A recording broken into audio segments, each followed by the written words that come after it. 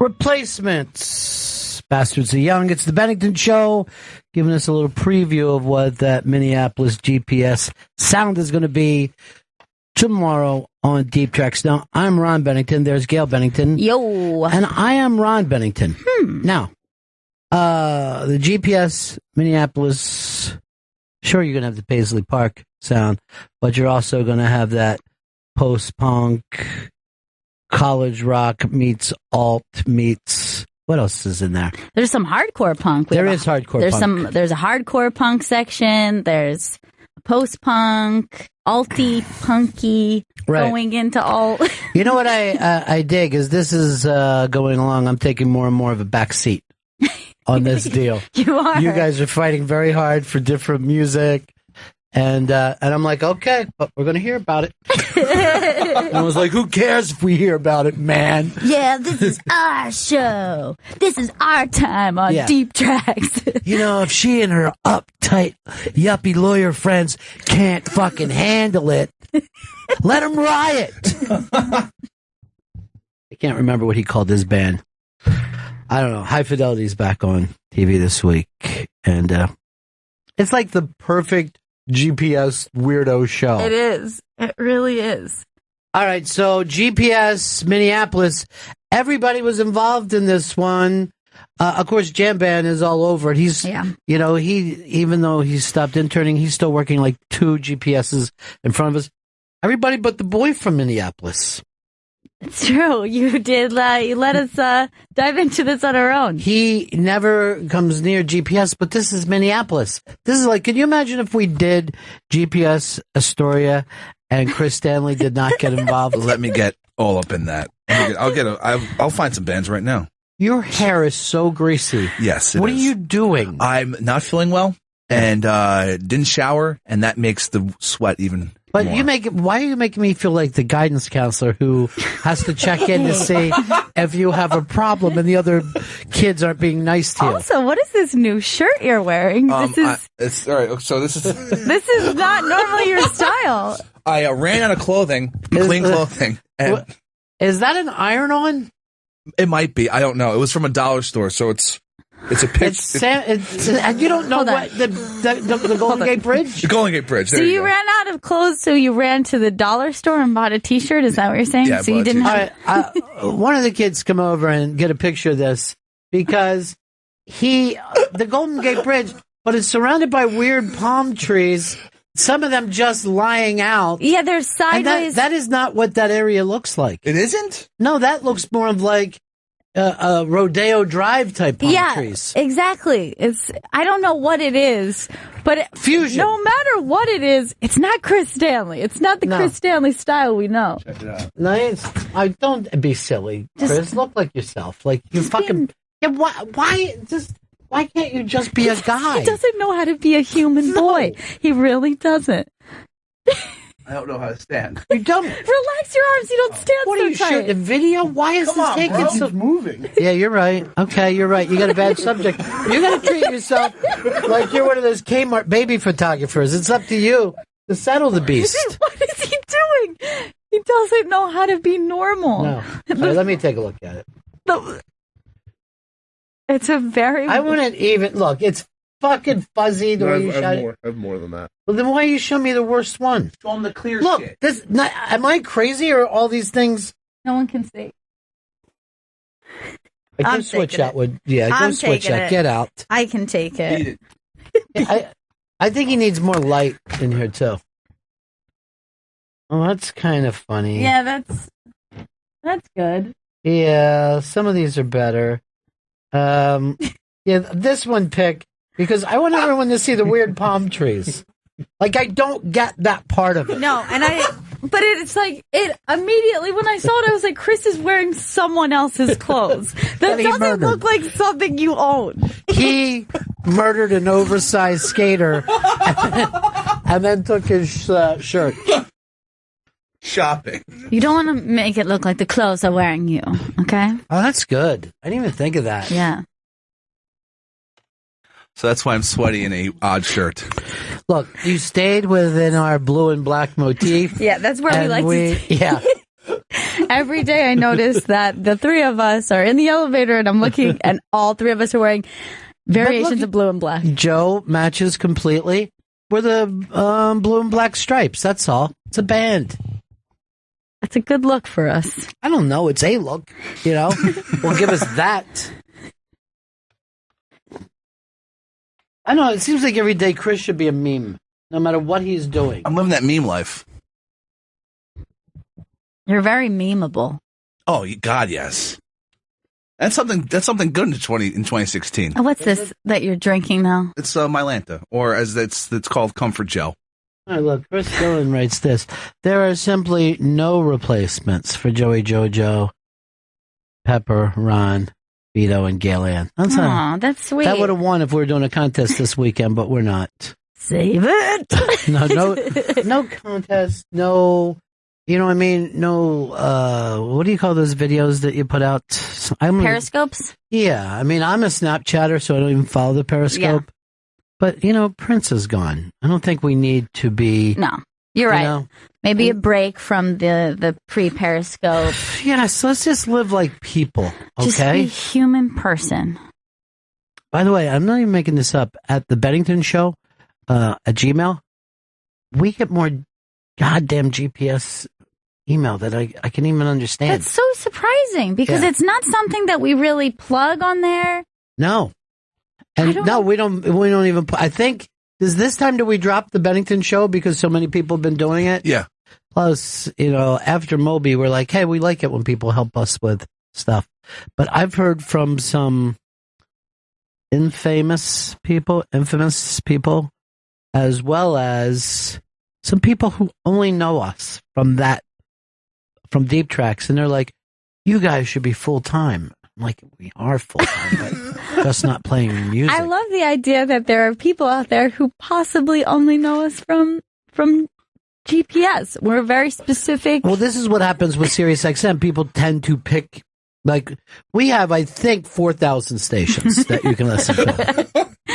But I think most people tend to stay within their 2 to 4 stations, right? They're like, I checked around, and these are my favorite 2 to 4 stations.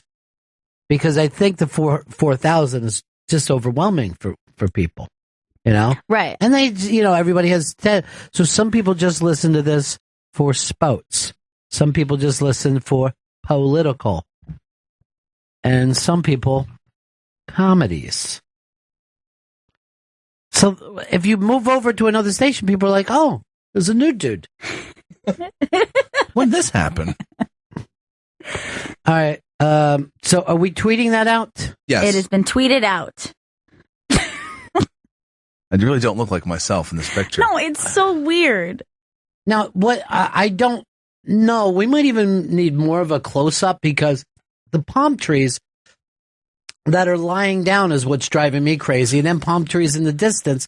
And then, they're showing these sunny palm trees, but then the bridge itself is in fog. This is someone who they've never been to California or Earth. Yeah. Okay. They've never been to the planet Earth. I never knew this shirt was so fucking crazy looking. I saw a bridge. This is what you get with the dollar store fashions, I guess. Now, I wish Duncan Trussell could be here to say what this means, or is this something that the aliens has just put into the virtual reality and stuck us? After talking with Duncan yesterday, and then I go and read the Elon Musk stuff where he's just, it's like a chance of 1 in billions that we're not in some virtual reality. Yeah, I went back and I wanted to find that once he talked about it. It's pretty crazy, but it's funny because you see him hesitate because I think he knows it's a weird thing to say. Oh, yeah. He's like, please don't get me started on this because I'm going to sound really weird to people who don't believe this. Right. But in the end, he confidently said it's 1 in billions. And then the guy misunderstood him. And he's like, no, 1 in billion, that it's not fake, that your life is not a sham and you're living in a video game. Now, if that was proven that actually is what it was, would that impact the way that you lived your life in any way? Well, see, here's the thing. I don't mind if it's a video game if we still have free will. The thing is, am I doing what I want to do, or am I being pushed around, predetermined to do all these things? Right. So the issue would be, is it a video game that you're playing, or is it a video game someone else is controlling and you just think that you are controlling it? Yes. Any kind of predetermined thing. Like when people even say things from a religious standpoint, everything that's meant to happens. It's you have to think of yourself. Because before there were computers, people said movie, then they say life, it's a play or it's a novel. That, right. Things happen the way they're supposed to happen. I've always hated that thought. But if it was something like that, a video game, some other kind of reality, I think it would only be that it was being controlled by someone else, and that the feeling that you are having, an idea, a thought, making a decision is actually something that is programmed. Right. That's what I hate. Yeah. That's the stuff that I hate. But on the other hand, it means that nothing is my fault. All the horrible things that I've done, it's not my fault. You're programmed that way. Just like you don't blame an actor for his movie role. Nobody comes and arrests an actor who played a serial killer and charges him with serial killing. Now, if the world knew this, do you think that the majority of people would move towards doing things that are evil or Well, you're cruel? saying that, but that wouldn't be up to them. They would already be predetermined. Yes, you can't be mad at Donald Trump or Hillary Clinton. They would have no choice of this fucked up place they were. Like Chris Stanley, picking out that ridiculous shirt, wearing it to work, and then not knowing how to stand. This is not your fault. All right, this is great. There was a glitch that forced you to be a character who wasn't even human like the other characters. Who would program something like me? What sick fucking weirdo? Thank you. Exactly. That is exactly true. All right. David Morris writes this. What color is Chris's shirt? Battleship dingy?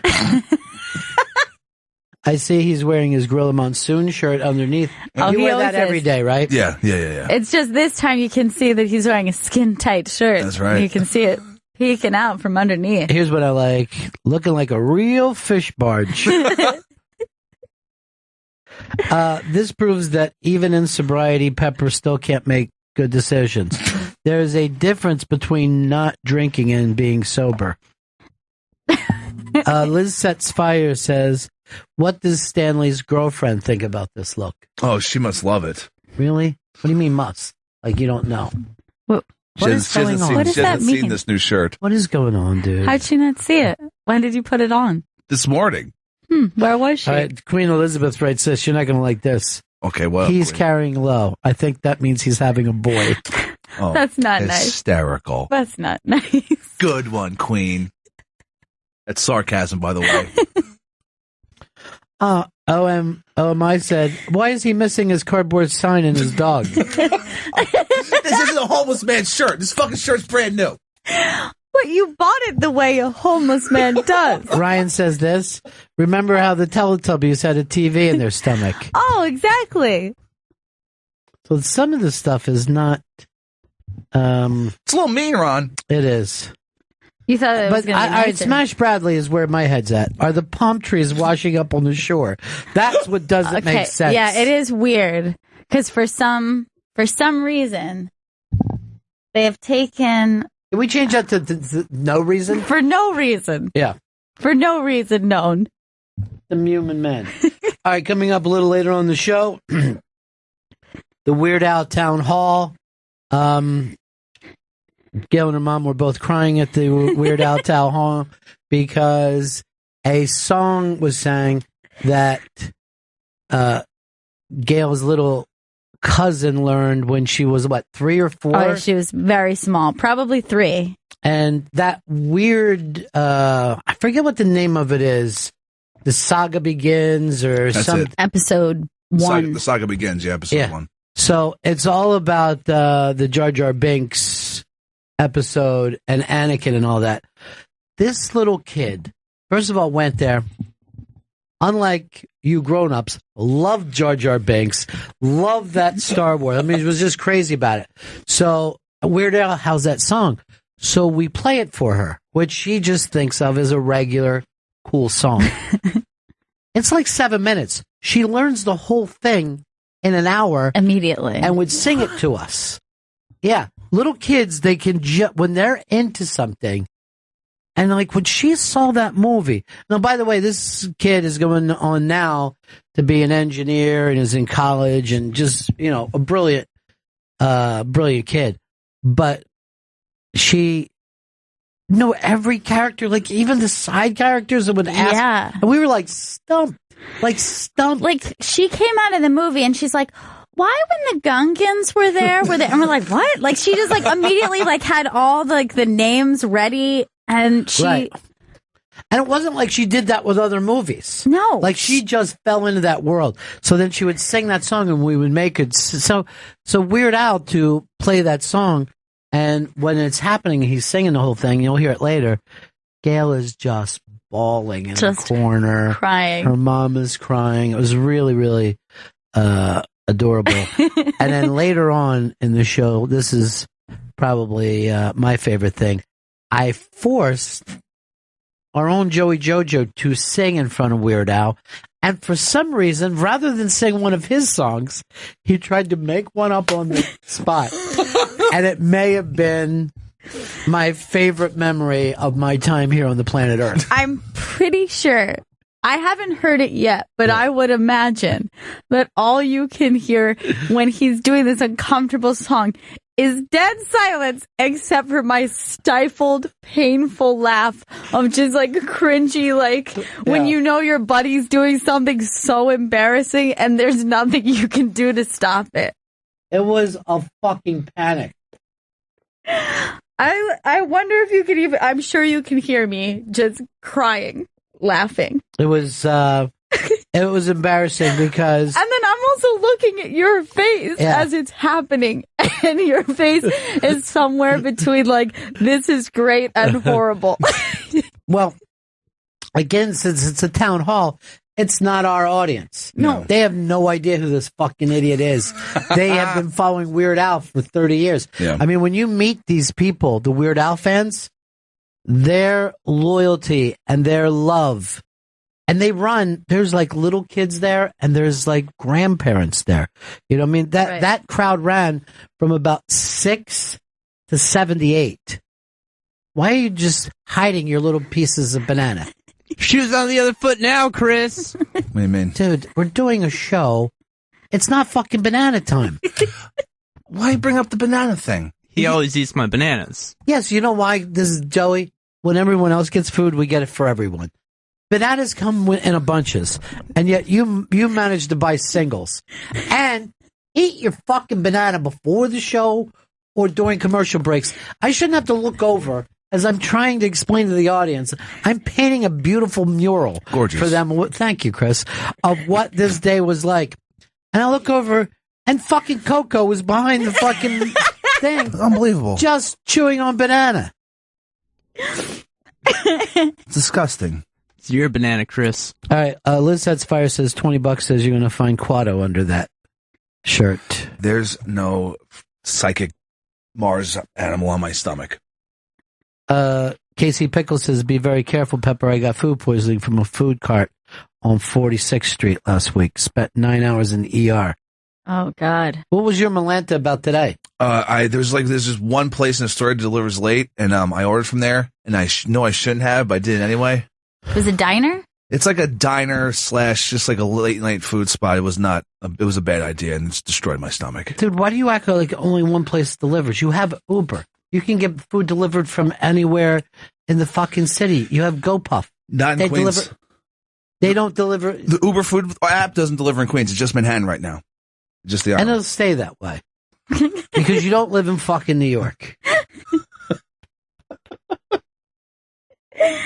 Stop buying bad food. I know, I should. Have some food in your fucking apartment, dude. Yeah, you and should some have shirts, too. You should have so much cigarette and fucking tequila money left over. Yeah, why aren't you just rolling a dough right now? I wasn't really paying for cigarettes. Did you even have much to lose, man? By the way, I was reading this. Owen Wilson, they claim, is a Trump backer. Very big into Trump. Wow. For years the Republicans bitched about the celebrities and why don't the celebrities shut their mouths? But I think Trump has as many celebrities as any candidate who's ever ran. You think so? Yeah. Yeah, I mean, he seems like he made a lot of entertainment friends along his way to that's true. to the White House. They do enjoy him, and he has known a lot of people for years. All right, here's a story. Now, there was some kind of anti-gun day where you're supposed to wear orange. I didn't even hear about it, but it happened after the fact. So people are putting up pictures of themselves in orange. So Amy Schumer puts out a picture, and you'll see the orange sports bra and then bottomless. So all over the internets, I'm reading, Amy goes bottomless for, the gun stuff. Now there she is. There's the orange sports bra. And I'm saying, no way is this person Amy Schumer. Now, I think the breasts are too small. The ass is a little too small. The belly too flat. I think I see a back tattoo also. Do you see that, Sean? That's Amy's new fucking book. yes, the girl with the lower back tattoo. Why wouldn't you know that, Chris? You're a producer of this show.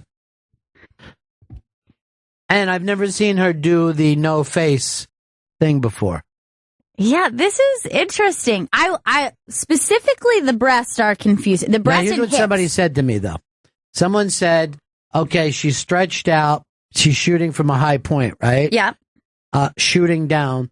And that a sports bra can make any tits disappear. Yes, sports bras do flatten your breast, but the hips and butt, she normally looks like she's got a lot more to her. More hourglass. Yeah, more of a figure. Now, And this she is- doesn't. Now, Vito, why don't you even check around the internet to see if anyone else has even said this? And I mean any major sites have said it. Because I said it immediately. I go, I don't think that's Amy. And then friends of mine were saying, you don't understand the contrast of shooting a selfie down at your body. There are angles, there are nice tricky angles that people I can didn't come know up that. with Really? that are going to make you look slimmer. Just like there's ways to stand in photographs even with clothes on that you're going to look heavier versus slimmer. Right, but can it make you look like Canseco's daughter? That's what I don't understand. So, Chris, are you saying Amy? Not Amy. This isn't Amy Schumer. I think it's Amy. You do I think so? it's Amy. I think that she's using some angles. I will agree that the part that's most confusing to me is the butt and the hips specifically, but I do think it's her. I think she has posed in a manner that slims her down. Joey Jojo. I think it's Amy too. My history of taking sexy selfies myself, I think that it is. You send out dick pics, right? Sometimes he wants to make his dick look smaller. He knows all the angles. Yeah. Straight Just on. taking it out. Real life. I do when they're requested. You don't worry that, because you go through girlfriends very quickly, you don't worry that you're going to end up on some ex-boyfriend site? I mean, my face is never in them, so I'm not too worried about it. I can tell by a distinctive birthmark at the tip of my penis. Oh, God. The fuck? Then you know it's me. It's the golden arches. You should make sure your face is in every dick pic. Just peek. Not enough room. And put your dick in every face pic. I don't know. It's up on the iBank today. Is it Amy? Ain't it Amy? So you're thinking no. You're thinking That was my initial thought. Now, I then looked up. The media just say Amy Schumer puts out. I mean, here's the thing about Amy. She knows how to play the media like a fiddle. You know what I she mean? does. I mean, I thought Louis C.K.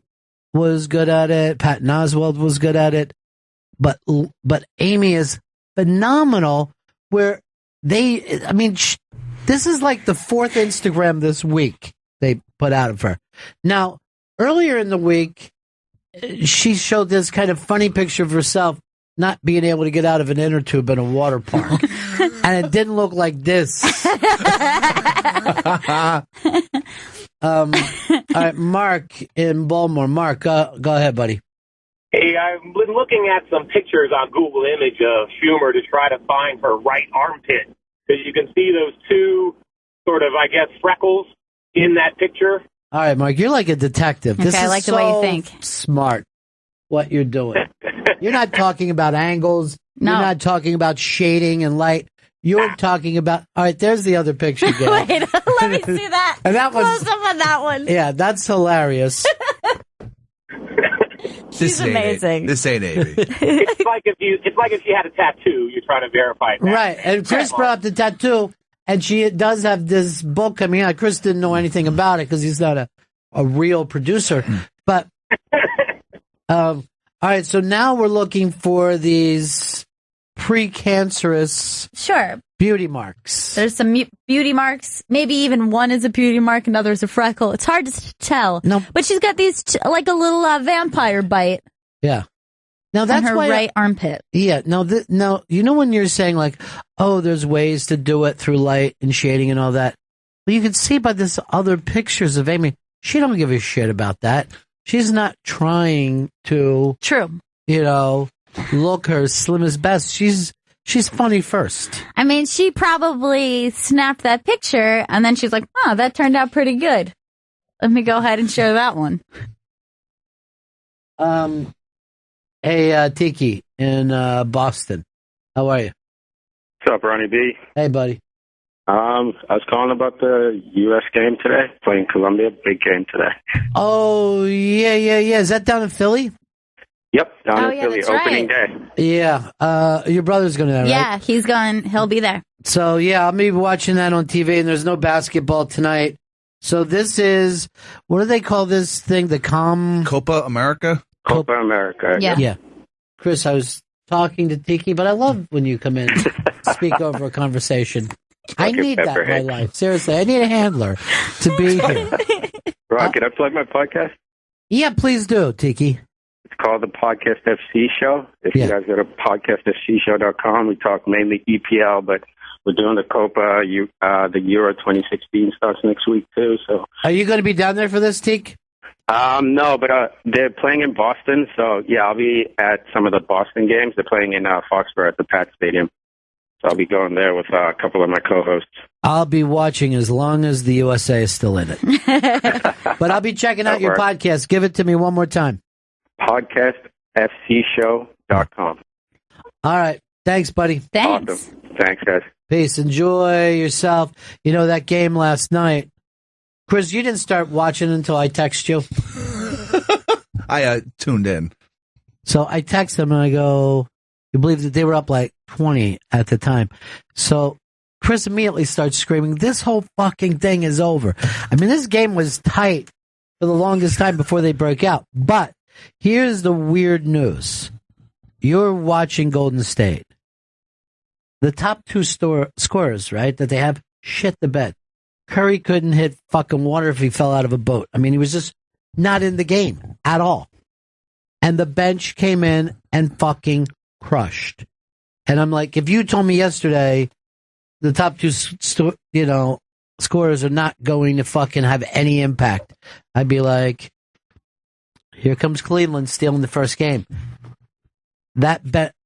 I for years have sat around and thought that basketball used to be better because you had less teams and almost every team was an all-star team. But after this year, I don't know, man. It's almost like, and I don't know whether the aliens have done this in the virtual reality, but we've really gotten better at shooting, down to the point where I can't even fucking believe it. I can't believe where they shoot from, how they shoot. It's just crazy.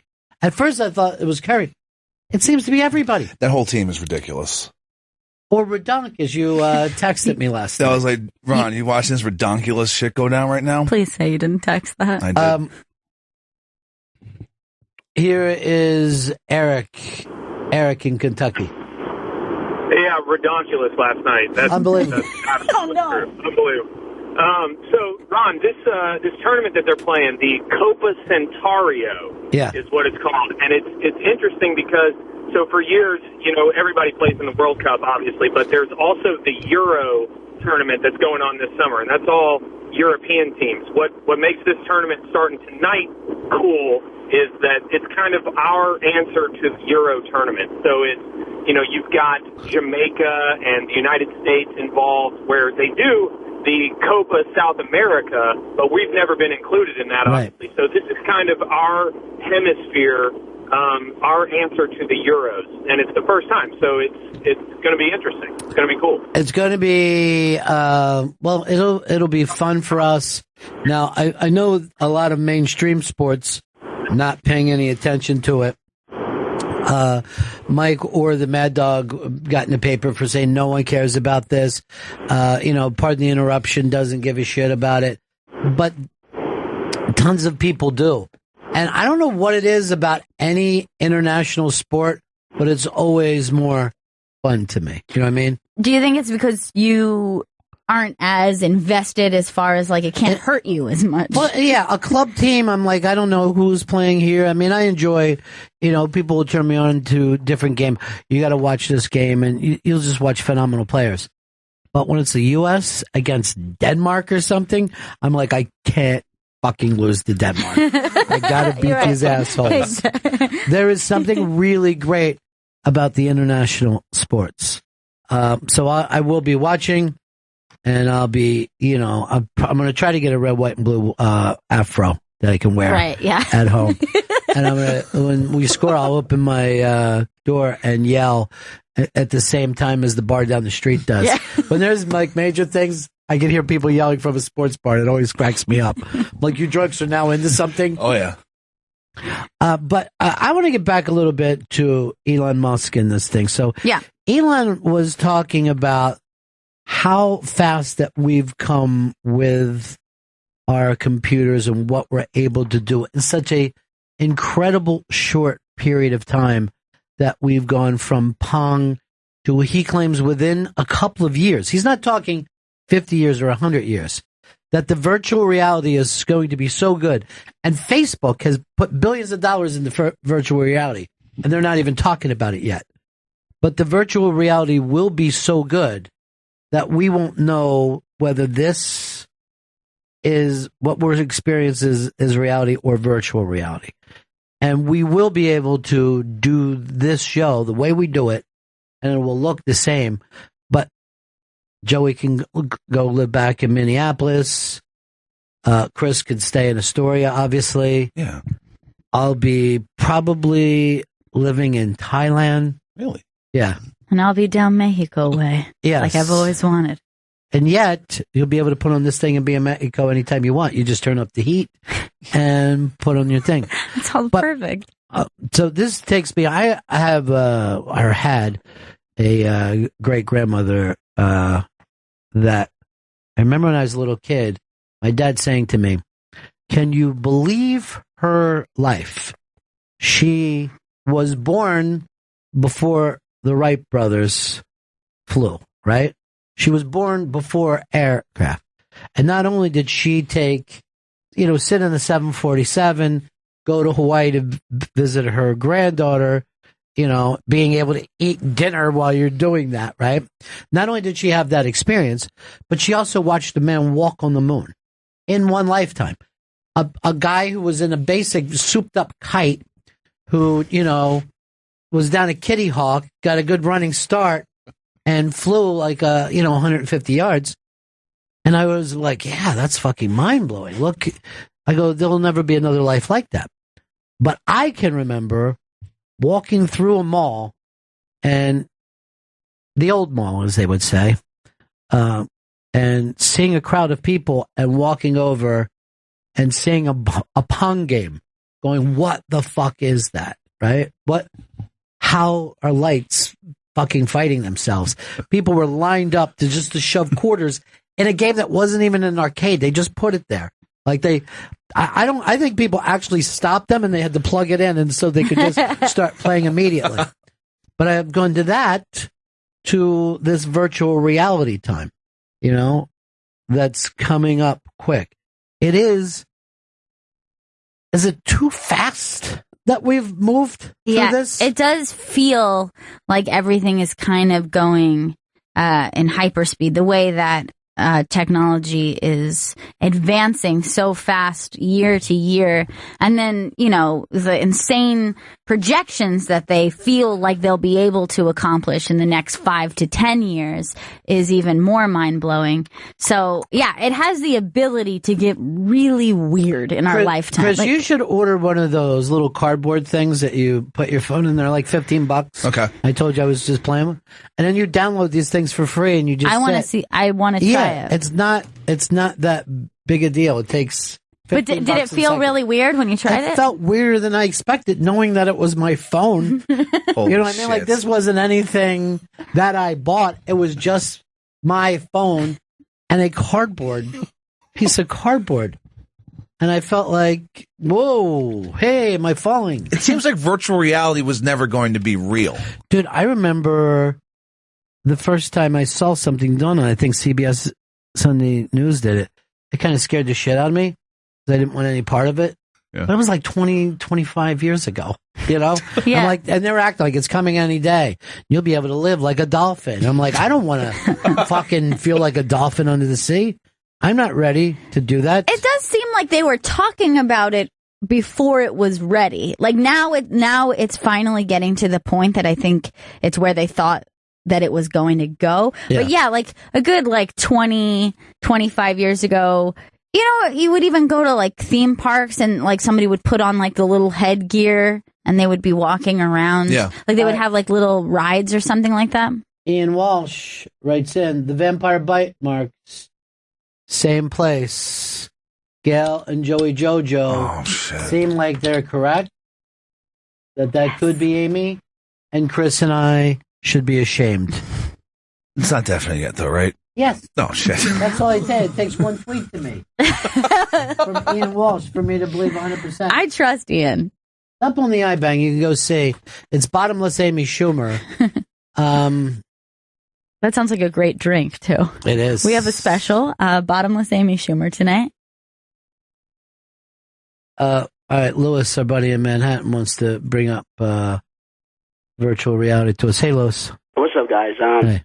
I think the virtual reality is going to get better, but I don't think it'll get better to the point where we won't be able to tell virtual reality from reality. I mean, they said the same thing about movies. When Jurassic Park came out with the CG, everybody was like, well, pretty soon, in a couple of years, you won't be able to tell what's fake in a movie, and we could still pick out what CG is just because there's like a, I don't know if it's evolution or something, but like we can always tell when there's like an artificial.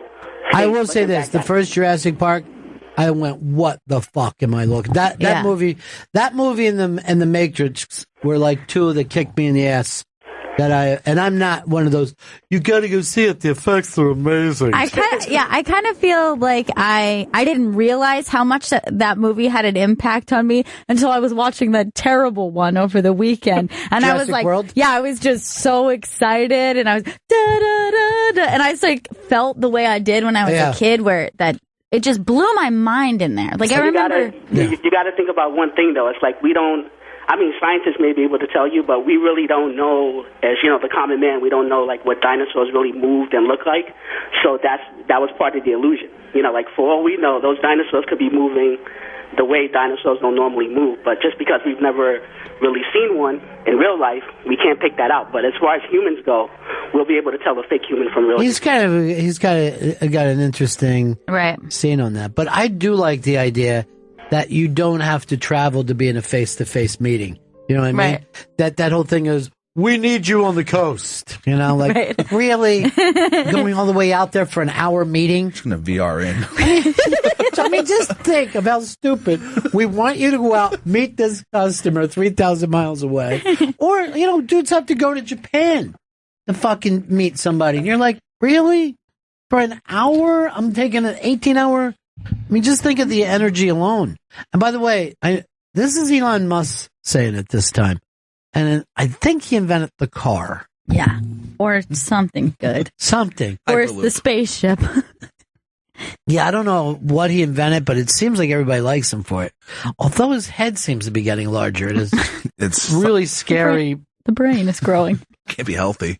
It's like he's got a Jiffy Pop brain that just keeps getting bigger and bigger. Google Cardboard will be here. You know what? I just thought of something. Anyone who knows who Elon Musk is has no idea what Jiffy Pop is. I don't think There's not a lot of cross sections in that Venn diagram. I only had it before when I was camping with Girl Scouts. It's the only time that I ever ate it. And I said, it's a little hot. And then all the girls thought I was cute. Oh, that is cute. I thought everything I said was cute. Here's Carlo, Toronto. Hey, Carlo, what's up, buddy? Hey, Ron, I heard you guys talking about Copa America. Yeah. I just want to say, I'm going to Chicago to watch a game at Soldier Field. It'll be the semifinals, June 21st, and I'm pretty sure it'll be either Brazil or Chile against Uruguay. I'm hoping for. The Uruguay team's good, though, right? Well, not last World Cup, but the one before that, they were amazing. Yeah. Yeah. And beautiful women from Uruguay. Yeah. They're like some Anywhere kind in of... South America, you got it. There's some kind of cross between Hispanic and like Danish or Swedish or something. I never saw women like that before in my life. Yeah. And ideally... Oh, dude, you just fell out. I wanted to hear the rest of it. But look, people are going to this. They're loving it. Yeah. They're loving Copa. And I was hoping tonight's game was in Chester, PA. Yeah. Home of the Miracle Baby, but unfortunately not. I've been there. It's great. I saw a soccer game there. Well, you could have thrown a rock to the place that I was born with a cord around my neck. Mm. Oh, Jesus. He's a miracle baby. He really was. Electrical cord. What? Who did that to you? I believe it might have been the Amy Schumer's body double. People are saying it lines up correctly. You and I, Chris, egg on our face. Is there egg, or is that just felt marker to really... Stop it, dude. You can't go that far. You know, now you're starting to be... Sometimes you got to just go, okay, I was wrong about that. You know what fucking group I never want to be caught in? What's the that? Truthers. And that's where you are with this. That's Amy's ass. The shadow of her special area. Yeah. Her tightened down breasts from the sports bra. Okay. Wait, there's a leap ahead too, right? Sports bra? Oh, yeah. Well, life is amazing. Huge advancements. I mean, there's probably advancements in women's clothing and women's hygiene that men don't even realize. That it was not that long ago that women were like pinning diapers to their clothes for their periods. I had no idea. Yeah. What? Yeah. I don't want to learn about any of the advancements. Yes. All right. I know we got a lot to get to today, and we all make fun of Chris Stanley, but he showed a skateboarding dog to me, and I honestly thought that this was CGI.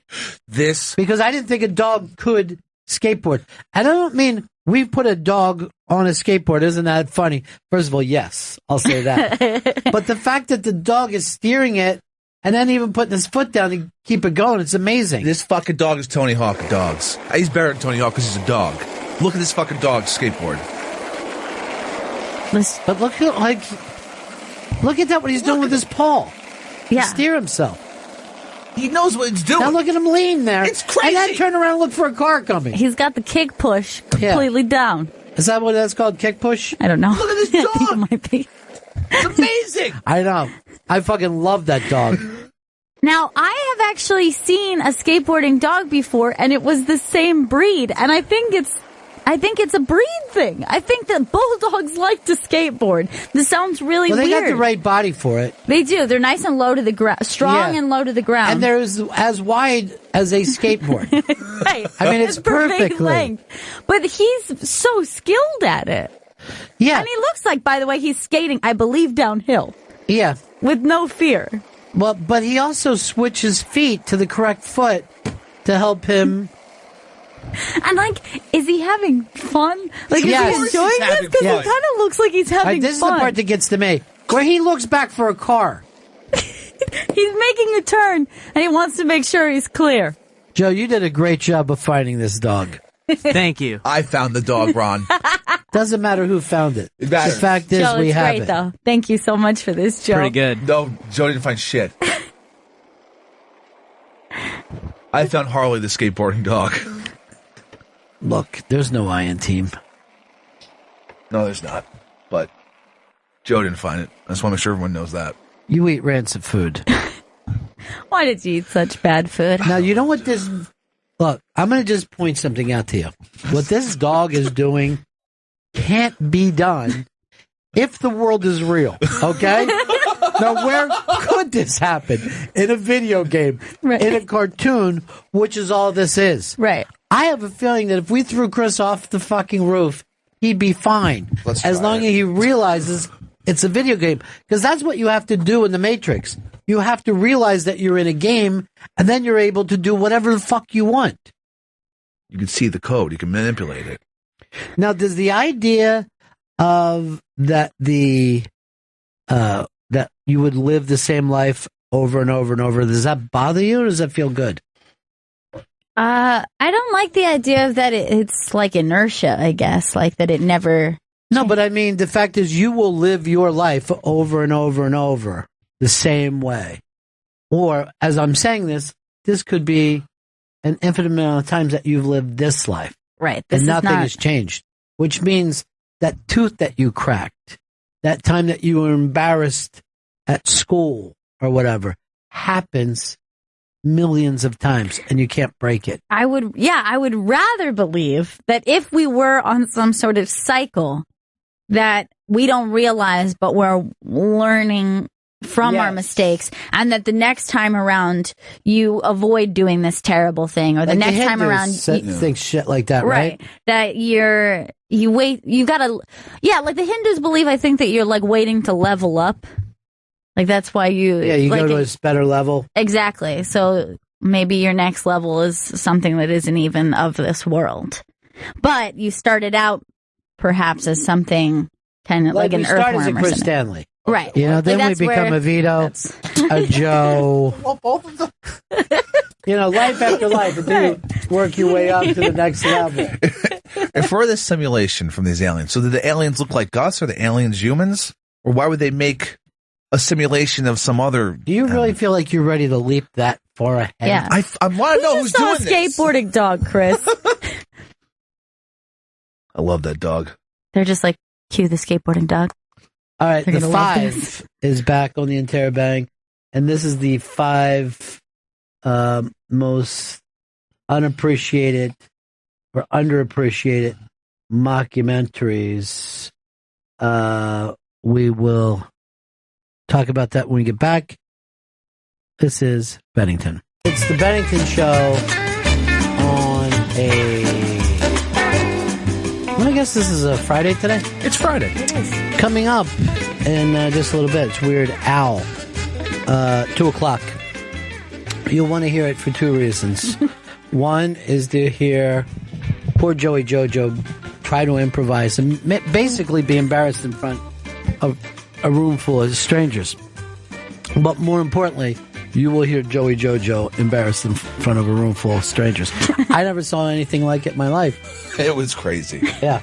It was crazy watching him do it. Now, do you ever watch those movies where, like, there's a cat and a mouse, but the mouse will be smarter, and even though everything's lined up against them, he'll run and get out of it? I do know what you mean. Joey would be the kind of mouse that would run into the cat's mouth and just stay there and let himself get eaten. Hey, we're going to announce another Unmasked right now. It just came through. This is an exciting one. I believe a person that's going to be a big comedy star for a long, long time. But we're going to do something different. It's happening Friday, June 17th, but we're taking this to Washington, D.C. Whoa. It'll be... It'll be Gail's first time to the old XM studios. I can't wait to see it. A massive, beautiful place with just endless amounts of studios and fun. And it's a really great crew that lives down that way too. A lot of people that I've been friends with a long time. So, Chris, I don't know how I'm saying this, but you'll be coming along as well. Thank you. Despite how you act. Well, you don't drink anymore. No, I don't. The last time we went down there, he drank $84 worth of beer on a train. I remember you said that you guys took a little trip to the food car, to the dining car, and then he proceeded to get hammered in a 1.5 hour trip. That in a bar that is not a bar, it's a train car, and they're just handing him warm beers that are like $10-12 a piece. And he's sucking them down like they're free beers at a beach barbecue. Thank you. I appreciated that train ride and those train beers. So this is Friday, June 17th at Washington, D.C. Washington, D.C. at the SiriusXM studios. Go to the interrobang.com for a chance at free tickets. Now I'm going to tell you on the air, Chris, I forget to tell you all the time. Yeah.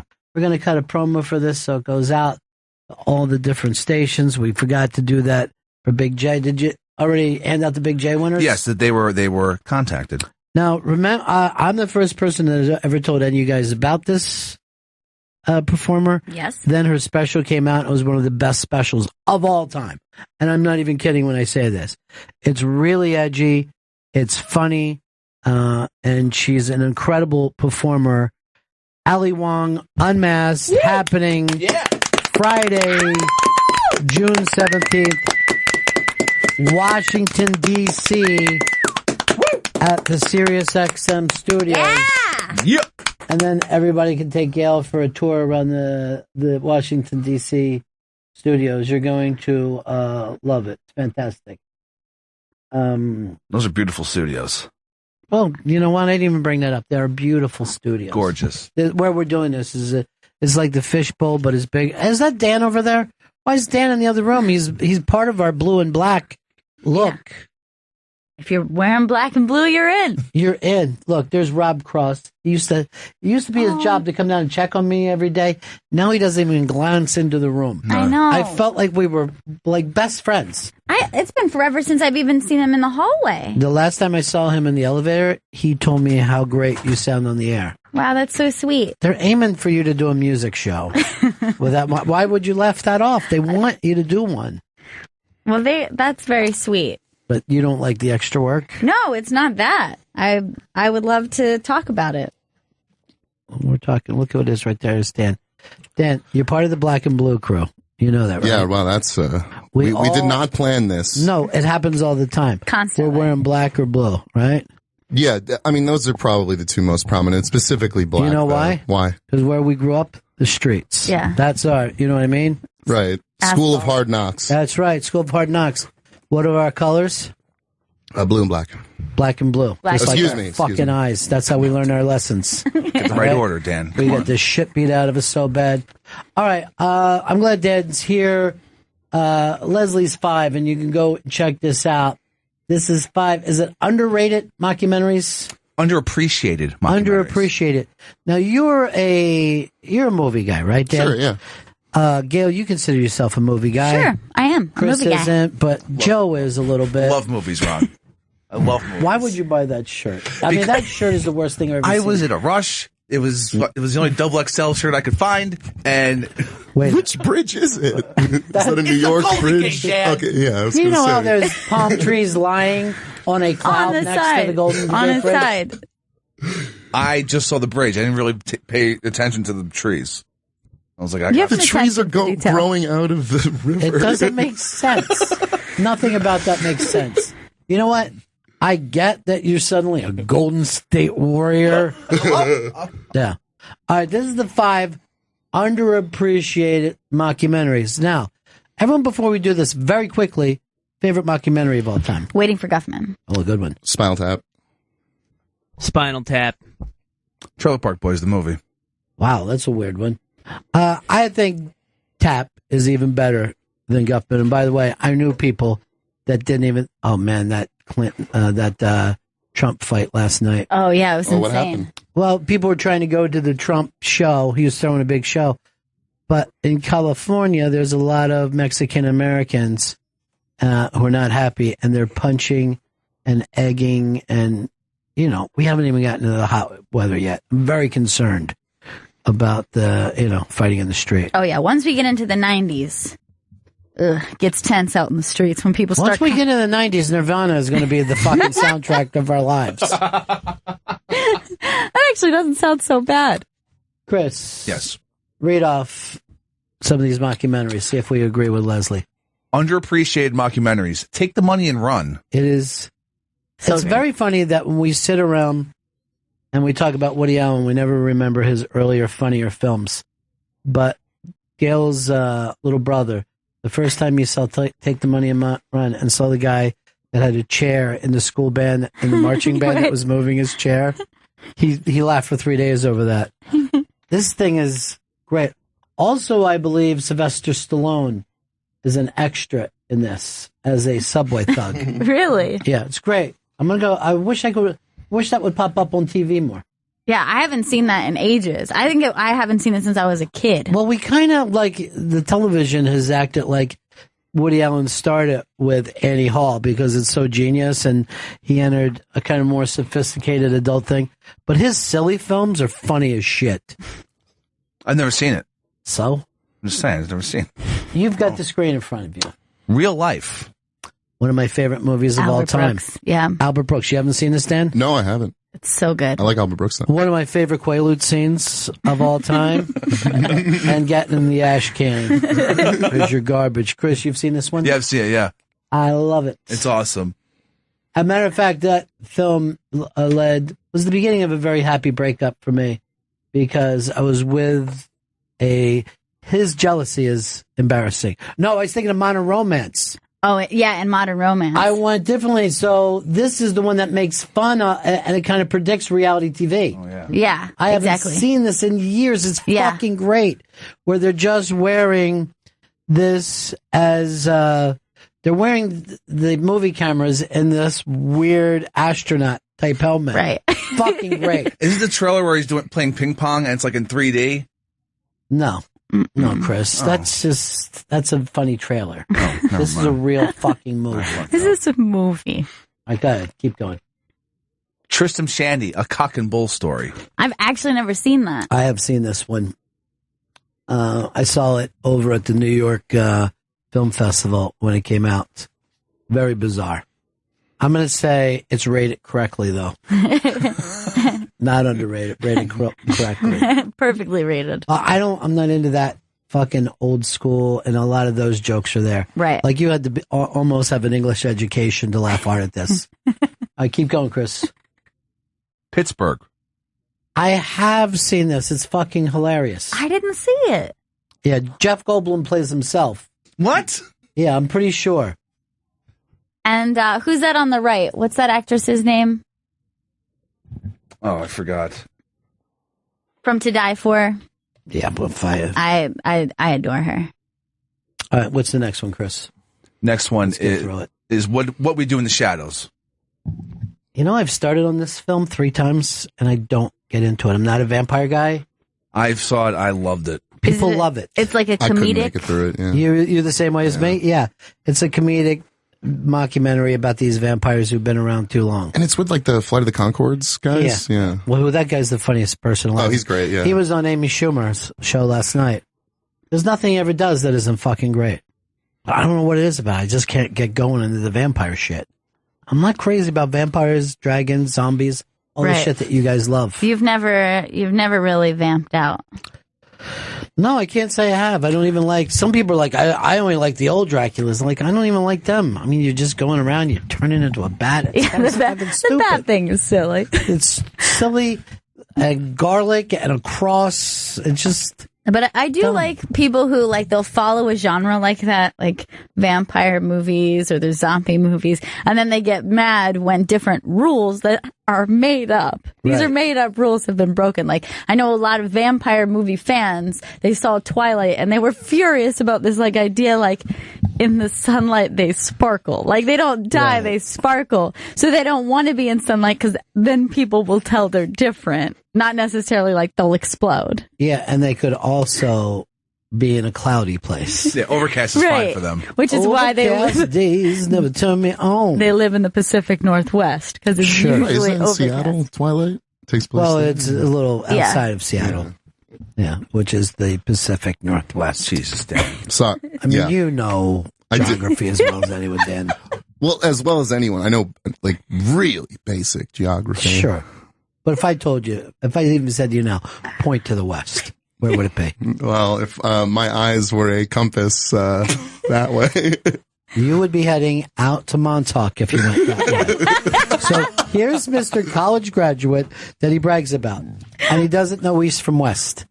That kills me. He said, if my eyes were a compass. Yeah. That's how that began. Yes. I thought you were just going to go a simple left on the map. Is what I thought. No, you know compass eyes. Well, compass boy. All right, Chris. Compass You know eyes. what? You know what? He loves to put a noun and then boy in front of I know. anything You that know we're why discussing. racism? No.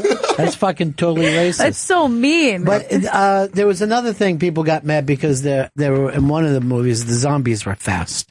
Yes. And they were screaming, "Zombies can never be fast." And I think that changed the genre. That was the 48 days. Yeah, or something. 28 days later. 48 hours. 48 hours. He had let the zombie out of jail, and he had to solve the crime with Nick Nolte in 48 hours. But 28 days cracked the code, and like what was dorky about zombie movies is that they were so slow. There's nothing. I mean, yeah, they were disturbing. I still don't want something to break the window and just be like, the window. I'd still be, it's like having a bug in your house. It's not, it can't hurt you, but it grosses you out. That's how I feel about zombies. Yeah, but when I saw that movie, I was suddenly like, get a brand new zombie fear. I see them like tearing through the streets. The number of like, zombies fucking movies. There was one, was it called Warm Bodies or something? I found myself watching one night. It was like a rom-com with zombies in it. I've seen that one. Zomcom? Yeah, I guess it was a zomcom. Zomcom. A girl fell in love. Zomcom boy, right? Fucking boy. This guy, Zomcom boy. You know All he what I does mean? is watch Zomcoms. That's Yeah, why I like a call him- boy. All right, I had a new game. I thought of it coming in. It's a horrible game. And I'm calling it right now, most likely to. Okay? Okay. All right. So here's the idea that I had. Let's suppose we take any set of people. In this case, we'll take the late night host, right? Okay. Which is Jimmy Fallon, Jimmy Kimmel, Steve Colbert. Let's throw in a Corden and a Myers. Those are our 5 that we're playing with. All right. So if anyone brings up the Comedy Central guys, I'm going to start fighting with you. Okay? Let's not fight. If anyone brings up the Netflix young lady, I'm going to fight. We've got our 5. Okay? Out of those 5, which one is most likely to have done cocaine? We have 5 people there. Which one has been to the plate, leaned over, and fucking packed that nostril? Dan is ready to go so fast. 100% Jimmy Fallon. 100%. 100%. I mean, Look at it. Look at that energy. Look at that. He would do so well being on cocaine. Right. Yeah. I see Jimmy as a drinker, and I think we all do. I think we all see Jimmy as a drinker. I'm going Conan with that weird energy that he has. Yeah.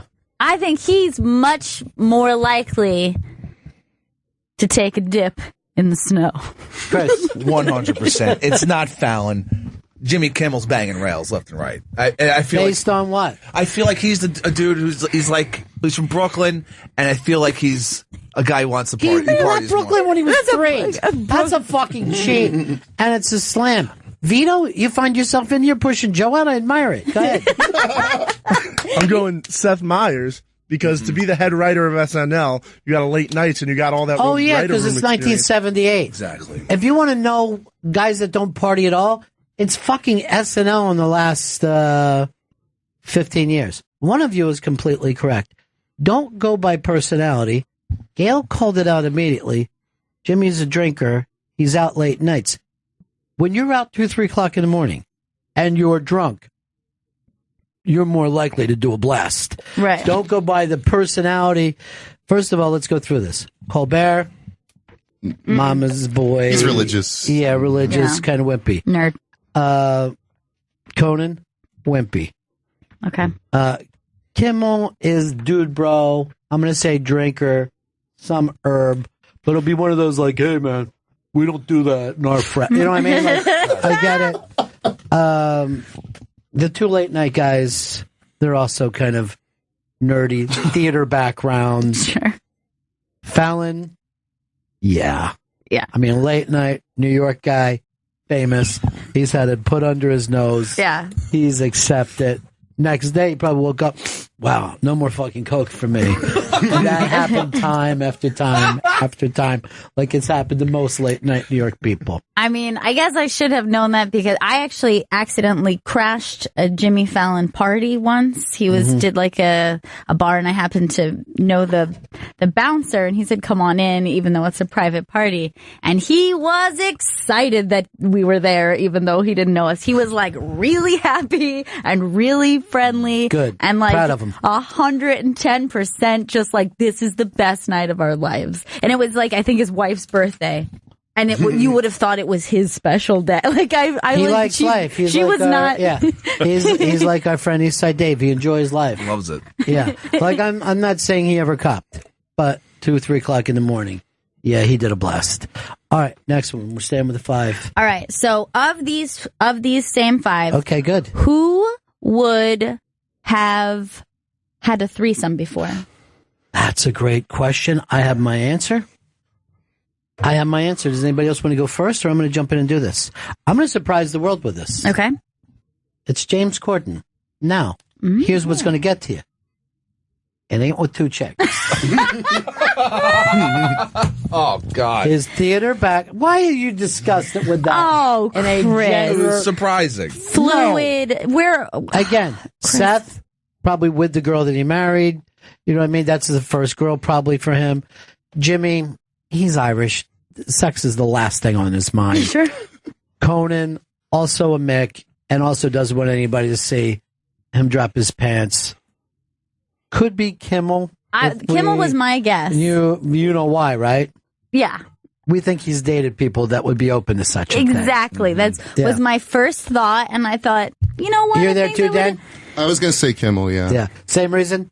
Yeah. That seems like Joe, you don't get a vote because you gave it up to Vito. Chris? It's Kimmel. Based on what? His personality. I feel like he's had 3. I don't think he's overly excited about sex. He's talked openly about having dick problems before, having to go in and have some stuff done to his cock. I don't see him being a sex first dude. This isn't Johnny Carson that we're talking about. right. You know? That's true. The only thing that leads is that we know that he's dated people that are, enjoy Fun, life. Enjoy yeah, life. and embrace new things. Vito. I'm also going Kimmel because he hosted the Man Show, and they had a lot of people on that show that I feel would have just done that on a random Tuesday night for some fun. I think the Corden is probably the most open, though. Most open. Yeah, I see Jimmy as kind of being a pretty. I just seen him being like almost like a Republican guy. I don't think that he'd be like, hey, isn't that kind of gross? Isn't that a little disgusting? And there are a lot of people like that. There are a lot of people who feel that way. All right, let's play the next bit of this game. By the way, coming up, 2:00 is going to be a lot of fun. We'll be listening to Weird Al, but stay with it just so you can hear what Joey Jojo does to himself. And you a chance to get tickets to see us in D.C. It's going to be a fun day. June 17th, Washington, D.C. at the SiriusXM studios. That's 1:00. 1:00, which is not on my list here. Ali Wong, she's funny. She's going to be around forever. And I can't wait to go to DC. This is going to be so fun. My first old school XM studios trip. Taking Unmasked on the road. All right, what's your next one? All right. So can we stay with the same group? Sure, stay with Okay. So of these same group, which one of you do you think is secretly racist? Most likely to be secretly racist. This is a great fucking question. Great question. Now, racism isn't just hating people. It's also fearing them. Yes. So because of that, I'm handing this directly to Seth Meyers because Jimmy, I don't think, has a racist bone in his body. Like you said, the world is his party. He's the host. He loves everybody. Conan is an intellectual from Harvard. He's had a chance to think about it. I think Seth Meyers, not that he's ever said a bad thing about people. He's the one to start screaming at his wife, we're in the bad kind of part of town. What's wrong with this GPS? We're going to be killed. Now, for the same reason that you're coming up with, I choose Colbert. I think that Colbert would be more, I just feel like he lived a little bit sheltered. And I also believe that character he played, like part of that is truth about him. It's the only funny thing about him. Yes. And I think that no, is that 100% really what he thinks? But I think there's a good chunk of him that is like Colbert, the character. It's Colbert because the character is Colbert. You guys are saying this because he's from the South. No, that's not why. Carolina. Wait, Brent in Boston wants to throw something in. Brent, go ahead. Oh, yeah, I was just saying that Johnny Carson is the answer to all these. Can you open up to past tense? No, but because here's the thing. Johnny's splitting into 5 different things, right? 5 different lesser pieces. So these all represent Johnny Carson's personality. You guys are saying flat out racism for Colbert. I think from ignorance. He's saying from... You can't be ignorant at this age of your life. You're educated enough. He's a mean racist, is what I think. And you think... I think he's more like he fears what he doesn't understand. That's what I think about Colbert. And Dan, you're agreeing? I'm going to go with Steven, yeah. Wow. Vito, it's up to you. I'm going to go with Conan O'Brien. Wow, you're a huge Conan O'Brien fan. You're the world's Conan biggest. O'Brien, but I gotta say, after watching that documentary, he has a really fucking dark side that he's hiding back there. I can't believe people even watch that documentary and feel like, oh, that's a fun, silly guy. That is one intense fucking dude. And remember who he was mean about after they left? A black lady. Yeah. Like, do not let the black lady come back here again. What is wrong with you? What the fuck do you think you're doing? Yeah. I just did a show. By the way, I have no problem with that attitude, but don't do it in front of his camera. Let people know you're like this. He was so pissed that they were back there. But while they were there, he's jumping around like silly bunny, like, look at me, blah, blah, blah, love you. And then the door closes, he turns around, what the fuck is wrong with you? Letting her backstage. What do you do for a living? Like, he acted like I talk on the air. That's how fucked up. That's how disgusting and awful this man was. Hey, GPS on tomorrow, Tuesday. All Minneapolis. Yes, 3 p.m. East on Deep Tracks Channel 27. GPS Minneapolis premieres tomorrow, and I'm very excited. Yeah, I'm very, very happy about this one, too. It's a very unique one. Yes, it's a separate but equal, I hope. I hope it doesn't come across as separate but unequal. But it's not our fault that those 2 scenes didn't, cross streams, as they say on Ghostbusters. No, they did not cross the streams. Which is weird. And yet, those white punk kids, they love Prince. But I think I kind of feel like what they did was the fact that one part of this scene was happening influences the other just by the mere fact that you become a music town. Like, I think that even if you're not playing the same kind of music, you tend to be like, okay, we have a music city now. We have a scene. By the way, you kids, I don't even know who grabbed it, found a Wendy and Lisa song that I love, and I'd never heard it before. It's so fantastic. That's always one of my favorite things about doing GPS. Okay, so that's GPS, Minneapolis, Deep Tracks, all weekend long. All right, are we done with which more likely? Or I have one more for this group. I want to know who you think is most likely to have crippling social anxiety in real life. Oh, wow. Shit. Could be anyone. Well, yeah, and probably is. All of them. Vito looks like he wants to go first. He leaned up. It's Colbert, because he hid behind a character for so long that I think that shows that there's a piece of him that wasn't ready to show you, like, the real him, and it took him that long to I will say this. I have the feeling like as far as it comes to a real party, not an industry party, not a debut or whatever, but an actual party where people get together socially for fun is something Colbert has only seen on TV. He knows how to play a character of someone having fun. Yes, but I think any party he had is because we are launching a new project and everyone has to be there. Those work parties that are more work than party. I'm going to say Conan. Yeah, I mean, every time you see him interact with someone, it's always, he just is like, nuts. That was my instinct as well. That sometimes if you just watch Conan's face as he's interviewing someone, you realize that he's trying to figure out how to be normal. Right. Like, he has his character and he has his type of humor and he knows how to go to it. But if somebody else comes in with something different, he's like, I don't know what to do with this situation. Or if somebody's even interesting. He has, I'm like, look at me! Trying to make a point. Yeah. If he had the guy who had the cure for cancer talking about it, he's going to stand up, put his finger through his zipper and act like he's fucking the guy in the ear. It's nothing funnier than seeing Conan's horror if Louis C.K. is on the show and being hilarious. You know what I mean? Oh my God, no. Oh my God, no. This can't be happening. Freaking the fuck out. Well, I love this mean new fucking show we have. Just drilling people that don't deserve it. I know. Who just want to give us entertainment. I'm going to say, well, we got Conan down. First, Conan and Colbert, Seth Meyers, I don't think I got a feeling that he actually brown bags it back and forth. Also with Seth, only seems to be comfortable around women.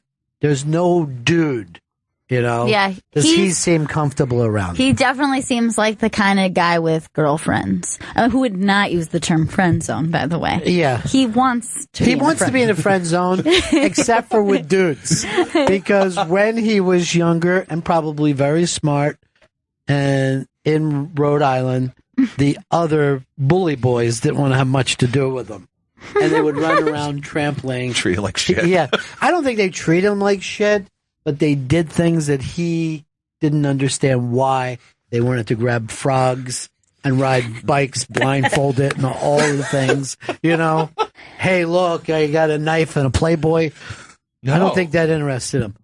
Jimmy might drink because of crippling social anxiety. What's the actual question? Because I want to nail this one. Which is most likely to suffer from crippling social anxiety in real life? Not on the show, when they have to be in their personal life. I don't think Colbert's ever been outside of his comfort zone. You know what I mean? I think he's been with... And by the way... He has the confidence and the ego to be to just feel comfortable. But he surrounds himself with employees. And by the way, Jimmy has a show, but there's relatives everywhere that uncle here. That's true. Some of them don't even have good jobs. They're just around. Yeah, which I got to go back. I'm just going to give it to Conan. I think he's a fucking weirdo from Weird Town. There's no way around it. Also, he was I started as a writer. I don't know, you got me, writers. Ew. Yeah, I think writers are weird. Why? They're always writing stuff down. They're little thoughts. Oh, they're so important, the thoughts. I don't mind if you're making a list of stuff you've got to buy at the lumberyard. But outside of that, I don't get it. Lumber? More lumber. I see that you're making fun of my joke, Chris. Oh, I admire you for it. A guy who's going ballsy. A guy who's going to put his job on the line just to get a laugh. I love it. Hold on, I'm texting something to Wiki. Okay, you got it. I'm not protecting him anymore. Oh, God. This is really bad. Chris, this doesn't sound good for you. Please wait till he makes a big purchase before... You just slug it down the line. Oh, I really hate seeing him do that. It really makes me sick. How much do you actually About halfway through this 12-ounce bottle. But you're not supposed to drink it like that. Did you read the sides? Yeah. No, I never read It's the probably instructions. too fucking here. You could have taken like 8 servings, Chris. Yeah. How many? Wait, how it's many? medicine. You take more of it, makes you feel even better. No, that's not how medicine works. This is for acid indigestion, heartburn, sour stomach. It's the sour stomach that's got me today. Okay. 2 to 4 teaspoons between meals at bedtime. So you're not supposed to be awake on this shit? If people would have saw the gulp he just took, it wasn't a sip. That was quite a few teaspoons. Yeah, I would say you maybe just swallowed a good quarter cup. It also says do not exceed 24 teaspoons in a 24-hour period. You're supposed to be definitely 1 have. teaspoon an hour, and you just drank cups of it just now while we watched. It's so light. Yeah, there's about a third or a fourth left. It's not good. And you got this at 10:30 when you were 10:45 scoping. Chris, that's not good. You're not supposed to do that. What is even bothering you? It's a sour stomach and the gas. Not to get too specific. You have. You truly. Gas is what we know. Why did you get so effeminate when he said that? It's the hand. Gas. It's gas. I mean, I'm not going to lie to you, ladies. It's gas.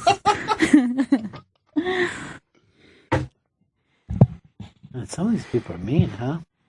Mean-spirited? You seeing some mean-spirited tweets? I don't understand the meanness. Especially since it's all aimed at you.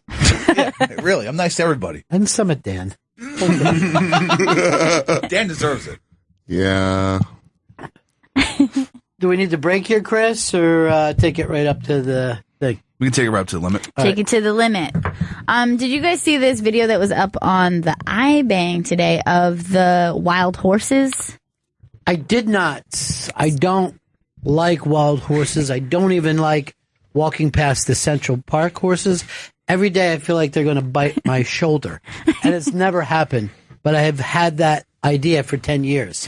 Their teeth are so large. Now look at this. Well, These they're beautiful. Are wild horses just roaming free in Iceland. Now, wild horses are normally much dirtier than that. You know what I mean? They look like the people on Survivor after a couple weeks. Yeah, those look like... These are beautiful, like... stunning creatures.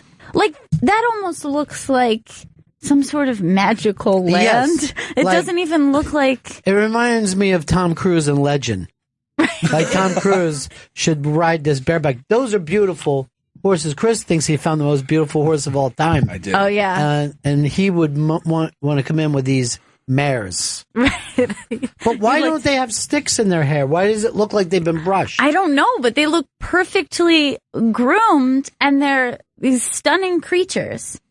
What do you think is maybe the craziest animal you've ever seen in the wild? Not in a zoo. In the wild. That you're like, I can't believe this is... Well, I saw... Does a national park count as a zoo, though, right? No, it doesn't. I would say that's in the wild. Buffalo are unbelievable in real life. I mean, they're so large, so fast.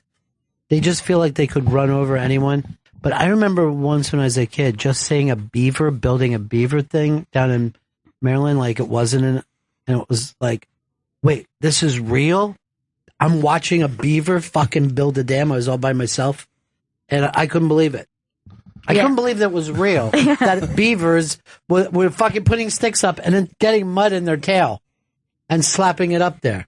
Yeah. It seemed like a virtual reality video game world that I was living in.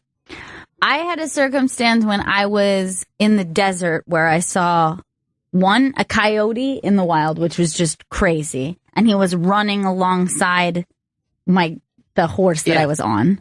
And that was really insane. And now this is not necessarily wild, but it was in wilderness, but a bull had escaped from Scary. What? Bulls are scary. I'm telling you, I have never been more scared in my life. I'm with a group of people, we're on horses, and all of a sudden one of the cowboys jumps off his horse and he's like, everyone back up. And the horses like started to like spook. They started to like go back and forth and they were getting all, one of them was like bucking up. And I look up and this shit looked like an SUV with a face. It was so big, never in my wildest dreams. And he was on the little path that we were on and he was just standing looking. And then he like started to move forward. And I was like, this is the most scared I've ever been of an animal. Like, and I was on a horse. So I was like, what do I do? Like, I'm just like, do I just ride off into the desert right now while this thing fucking chases me? So I was just trying to be still. When you see a bull in real life, you can't believe that those fucking cowboys get on their back. It's almost like if you heard of someone who tried to get on the back of fire. You know what I mean? Like, Right. It doesn't make any sense. And for some reason, you can watch it on TV, and it seems like a sport. Yeah. But if you walk up and you're next to a bull, The size. you would try to stop someone from getting on its back. It seriously looks like a truck, and the muscles on this thing. Yeah. And I was so terrified.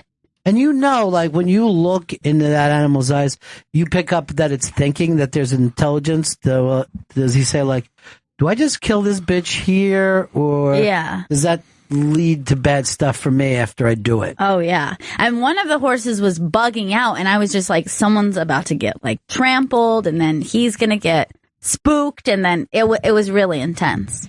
Dan, have you ever had a crazy animal encounter in real life? Okay, it wasn't so much the species of the animal, but kind of what was going on. All right, this is interesting. So let me preface this by saying, let's preface.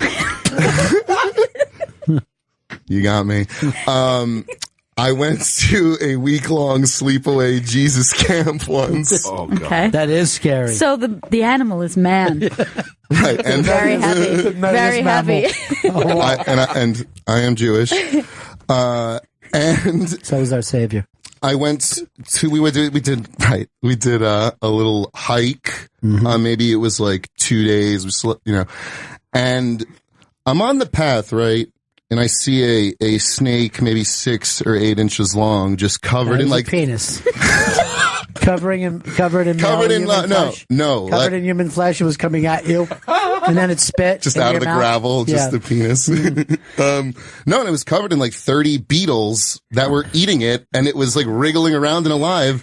So in this moment in 7th grade, I realized I was going to die one day. Yeah. Wow, that's very heavy. And you'll probably die from beetles. In the same fashion. Beetle attack. So that was your first time seeing death in nature, and you had your head went, oh my God, I'm going to die too. Right. Yeah. So yeah, maybe it wasn't like the most exotic snake, but it was But that was a traumatic experience for you, right? And the scripture didn't help. No, right? Didn't help. That was already said. If anything, I renounced my non-existent Christian faith after the beetle attack. What about you, Joe? Anything from the north? I saw a grizzly bear when I was 10 years old at Yellowstone National Park. And the thing was, all these cars were just on the side of the road looking at this grizzly bear that was maybe 30 feet away.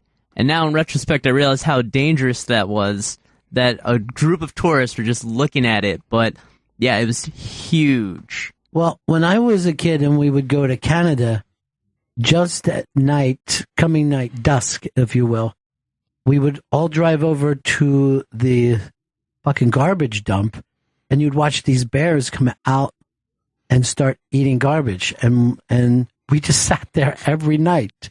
We'd fish during the daytime, and then we'd go over to this place and watch bears. And like, there'd be something like 8 families would all come driving up, and you'd sit there, and they would just eat garbage. And sometimes they'd just get up and they would just like, back at us.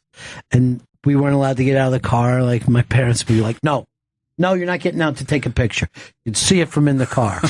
My dad had turned the fucking car off, so we're sitting in this hot fucking car looking at these vicious fucking bears just going through trash and eating That's it. insane. Yeah. And they say, like, having a dump is the same, like, fucking touching them, where, like, now you've taken them out of their regular thing. They're not going to hunt properly. They'll just come back and eat trash, and if they see a person, they might just maul them, because it's like you've caught them in their kitchen or something. Right.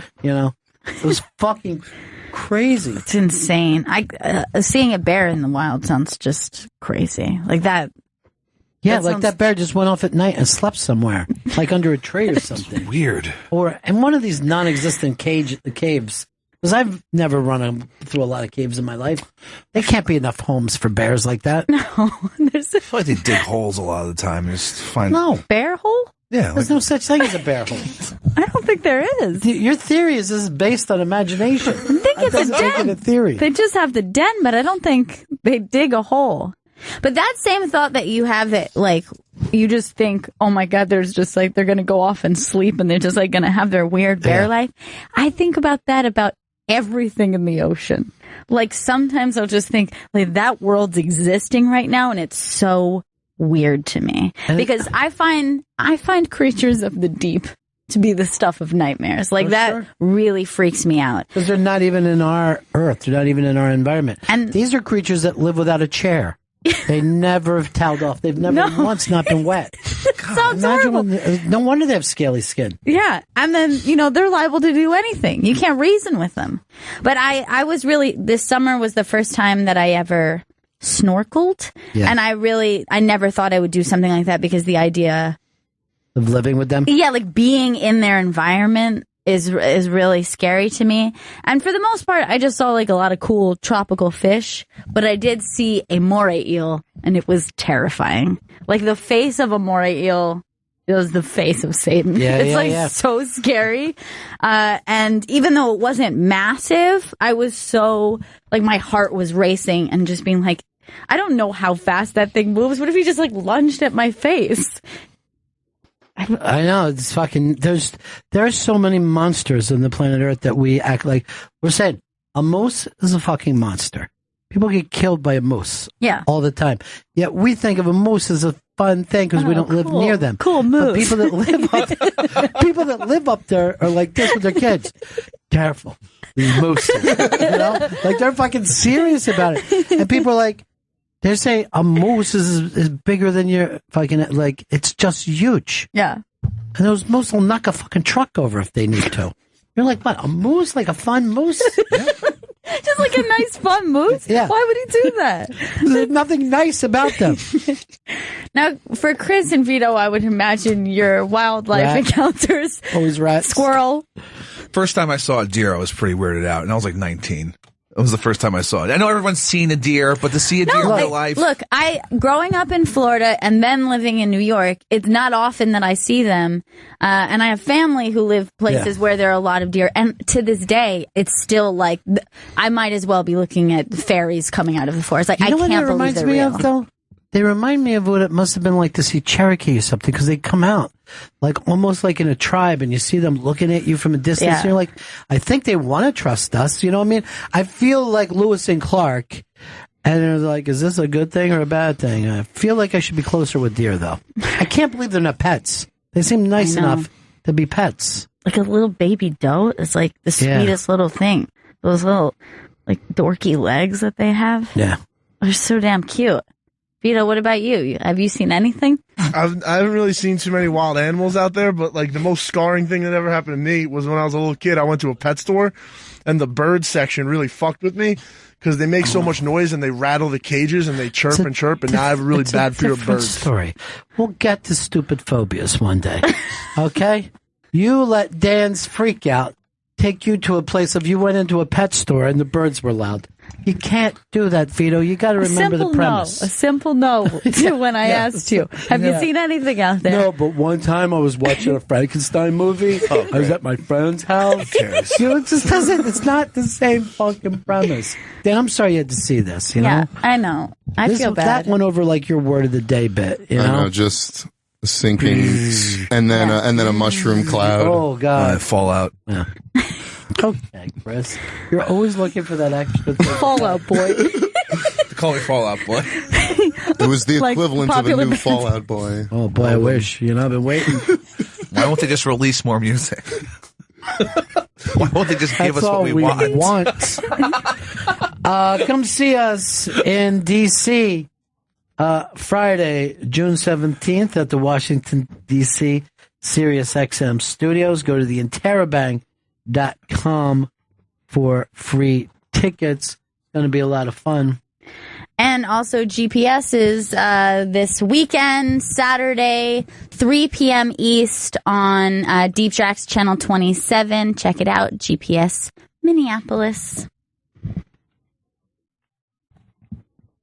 Did you see this thing that was up on the iBang, the King Tut meteorite dagger? No, I didn't see it. Now, I remember the crazy King Tut age where Steve Martin wrote the song, but they're saying that he carried a dagger. They are claiming that King Tut had a dagger that the steel was made from a meteorite.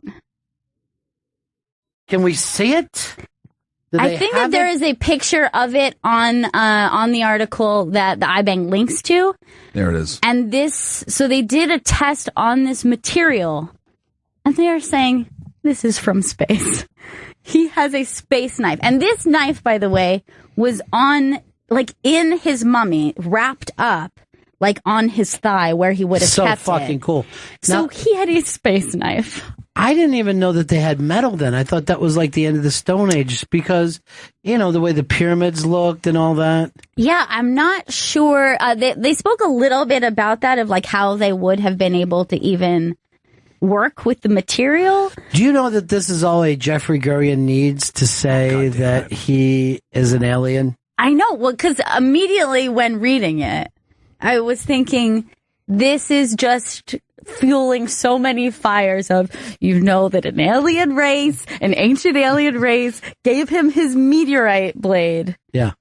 It's fucking crazy, though. I mean, it is, first of all, even the fact that he had a meteorite blade, why would you need to make it weirder than what it is? That's already crazy. It's weird enough that he was even around and he had a blade, but here's the other deal. Did they know that it was a meteorite blade? Did they watch it land and then said, we are going to give our boy king this sword? That's nuts. Or did they just find a weird rock and they thought, this would be perfect to make a nice blade out of? Oh. I feel like they must have seen it drop, and that's why they built it. Chris, let's do this for your sake. Yeah. The amount of fucking heat coming to you right now on social media. Really? I might want to pull you off the show. You know what people are upset about, right? What are they upset about? You can't guess? Anyone? All right, I'll just say it. Bear holes. The fact that you thought that bears dig holes and lay in them is driving people insane. They're really that pissed over bear holes. They're furious, dude. Bear holes. Because they're listening. And that would make you mad if you just heard someone. It's almost like saying like this. I think milk probably comes out of a pig's back. You know what I mean? It's not so much what you said is controversial, but it's just so stupid and unthought out. And so confident when he says it. So confident. He's just people are also pointing out bears don't wear hats or have ties or steal picnic baskets. I feel like it's not so out of the ordinary to maybe think a bear will dig a hole. It's an animal and then lay in the hole. We have studied bears, dude. Look. If there was any evidence of that, we'd have it. We'd have it. And look, they're getting worked up about that. They should have heard the rant that I had to hear him screaming about yesterday when he was talking about seeing somebody eat a muffin in a way he didn't like. And I thought, that's how the world looks at you. I'm on the subway. I'm all just fucked up. Sober as a judge. I'm looking around. I see a man, well dressed, with a muffin in his hand, eating it with a spoon. I was freaked out. He's using the fucking muffin as a bread bowl, but it's a muffin bowl. No one eats a muffin with a fucking spoon.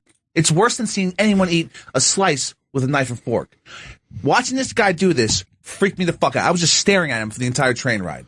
Wasn't this a Seinfeld episode? Yeah. Someone saw I think he saw someone eat a candy bar with a knife and fork. Yeah, so why are you worried? But why are you stealing from Seinfeld? He was so worked up over this thing. Muffin with a spoon. But you're calling it a bread bowl, but that would imply that he filled it with something. It was just filled with muffin. It was just a bread bowl was not filled with other bread. Maybe he was just trying to not make a mess on the subway. He's actually a great person. No, he's not. Dan's wrong. What? Dan's beating you right now. No, he's not. You eat a muffin with your hand and your mouth. There's no fucking. But he is right. If you eat a muffin like that on the subway, you're spilling muffin stuffing all over the subway. Then you don't eat on the subway, dude. I wouldn't eat on the subway. That is fucking nasty to eat in the subway. There's only like 2 types of food that I'll eat on the subway. This One, is disgusting. a protein bar, because it's like you leave it in the thing. You don't have to use your hands. You don't whatever. And nature's own wrapper, the banana. I will eat a banana on the subway. After Today with Joe, I'm done with seeing people eat bananas in public. It's disgusting. Vito would agree with you. He has a big problem with banana eaters. He hates to see someone eat a banana. Yeah. He hates the smell of a banana. And he once told me it's difficult for him when I come in and I throw the banana peel in the garbage and then he can smell it all day. What is it? It seemed like a bird deal? No, Like I pet just really store bird? fucking hate bananas. I hate the smell. I hate the texture. And when I used to sit at that computer, every morning, Gail would throw a banana away in the garbage, and I'd spend 3 hours just smelling it, and it makes me mad. I fucking hate bananas. Why did you throw the trash out? Because, I don't know. I didn't think that far. It was just too. But I was I in my don't head like about the to bananas. see fucking big dudes with little effeminate fucking weird OCDs, you know? I don't mind it in a little weirdo Woody Allen type, but a guy like Vito, he got the blessing of having a large man's body. You should act like a large man. No And banana not- can ever hurt you, so therefore it should not. I mean, a guy like you should pick it up and eat the skin. And you're like, you're throwing away good skin? Thank you. Bananas are this elephant's mouth. God. What did you just call it? The elephant? Call himself an elephant. Bananas can hurt you if you slip and fall on one. What is this, 1920s humor? That doesn't happen I'd outside. love to know if it's ever truly happened. Why don't we put some banana on the sidewalk and film people? I'll tell you what I have done once, though. Yeah. I have actually, while cleaning out our garage, stepped on a rake and it hit me in the head. And I was like, I can't believe that's a real thing that happened. Yeah. And not just in an old-timey slapstick movie. I would do anything to see that go down. All right. Right between the eyes. Come see us in D.C. June 17th, Washington, D.C. at the SiriusXM studios. We're going to have Ali Wong Unmasked. I believe she just came up with one of the great specials of all time. And Chris, you've seen it? Yes. Gail, you've seen it? I loved it. You guys agree with me? Yeah, it was amazing. You saw it too? Amazing. Yeah.